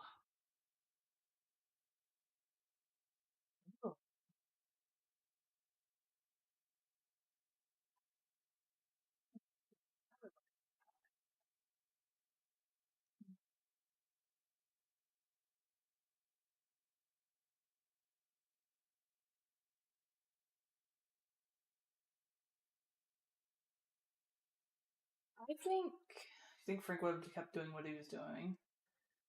I think he wouldn't have been as. I think he still would have been doing what he was doing, but I don't think he would have been as reckless in doing so. We've all done stupid shit, sure, but I know, though, from when I was in other places, and I got a letter from my friends when I was being fucking stupid as shit, that that their messages and everything had me less inclined to be doing stupid shit. Yeah, sure, he may or may not have done the thing. We don't really know. We can only hypothesize what he may or may not have done if he had read the letter. But I would like to think though that he would not have been that he would have put more thought into what he was into doing that if he had had the letter beforehand.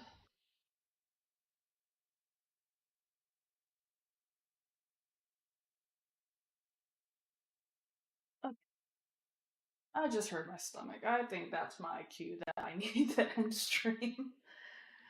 So I can go get some dinner, even though I started late as hell. So, tomorrow, if everything goes well and I get the candy, we will be doing the gingerbread stream, building gingerbread house stuff. If I don't get the candy, we're still gonna build it. We're just gonna have a basic ass one made out of just gingerbread and icing. Which, maybe that'll work, maybe it won't. If it falls apart, it's fine. We tried. As well as, we will be going back into Halo 2 tomorrow with Hanya. Please do not terrorize him with the, Yeah, I'm getting off for the night. My stomach just was like, food! I need food! So Gingerbread House tomorrow, then depending on how long that takes, we might do some more videos, we might play another game. Got Halo tomorrow. No, I can't tell you what to do. Okay, fair. Let's see. Ads.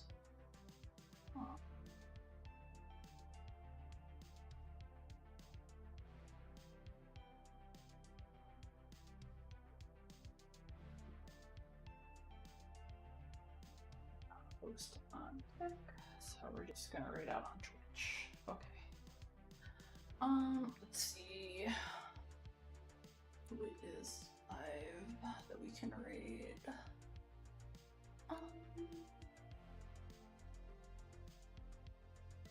Let's see.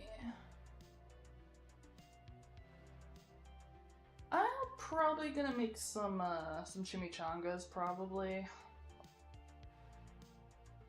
I'll probably play some Final Fantasy 14 with those. You know what? Oh, Anpan just went live.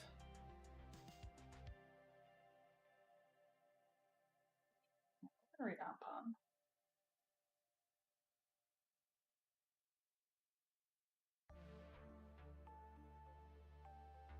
Anyways, if y'all missed the first video from the stream earlier, that'll be posted on YouTube later. Y'all take care of yourselves, stay hydrated, don't do anything I wouldn't do. I will catch you all later. Bye!